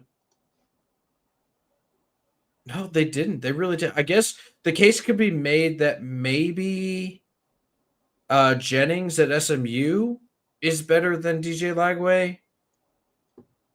But I mean, maybe a toss-up, right? Like the best one they've played is Cam Ward. It's Cam Ward, yeah. But yeah, Lagway's gonna fucking tear him off. Yeah, that could be the nail in the coffin for the Seminoles coach whose name we have said 1,000 times and it's now escaping me. Norvell. Mike Norvell. Yep. Yeah. Fun fact for you. Mm-hmm. Florida State scored 24 points for the first time last week. They ended up scoring at 41, but that was the first time all year. Their prior high was 21 in opening week against Georgia Tech. Mm-hmm. And they hadn't scored 20 points since. And they scored 41 against Charleston Southern. God, that is bad. That is awful. They're fucking 2-9. Their wins are home against Cal, who had to come all the way from Berkeley. Yeah. And Charleston Southern. If Florida State, the big thing is, I think it's really the money, right? Like they've got to figure out if they're going to be able to pay the fucking fine or penalty for leaving the ACC because they want to leave the ACC. They've made it clear. Mm-hmm. And Norvell's still got a pretty big buyout. Like, Yep. I don't know how big the NIL fund is at Florida State, but I know it's not in the top fucking 10. No. Yeah, I don't know where they're coming up with that cash. I'll be honest with you. They better hope Bert Kreischer's fucking Two Bears, One Cave podcast really takes off. Really takes off. I got another off the board for you. Last year, we had the bid of just taking Iowa unders every single week, like no matter the line. We have an Iowa total that is back under 40 this week. We have a 39.5 total for Nebraska at Iowa. So if you want to get back now, Iowa has scored 40 by themselves 3 times this year. Mm-hmm. They also have a 38-point game. So sneaky star at running back. Yeah, second leading rusher in the country. Yeah. So do with that information what you will, but if you would like to get back in the gambling groove of betting unders. For Iowa totals, you got one there. That's going to be Friday night. Yeah. A little teaser for the Saturday slate. Right before Utah at UCF. Yeah. Also, Texas State is playing Saturday or Friday afternoon. Texas State with McLeod at quarterback. They always have super fun games. Yep. That totals at 61.5. So if you're looking for points, that may be your Friday afternoon point extravaganza. Yeah. A lot of good football this weekend, boys. A lot of good football. Yeah, for sure. Excuse me. Yeah, for sure. All right, bud. Well, hey, listen, we got to take care of business this weekend down there in Clemson, F12, if you will. South Carolina, big step in the right direction if they can knock off Clemson, or when they knock off Clemson. And then we need a little help in front of us. Maybe not. We'll see how the committee feels about an upset win at Clemson on the road. We need Tennessee to lose. That's what we need. Yeah, I think we need Tennessee to lose. That's the safest path, is if Tennessee loses, for sure. But for Bentley and the rest of us here at Backyard Sports, this has been Tailgate Trash Talk, brought to you by Backyard Sports. We are out.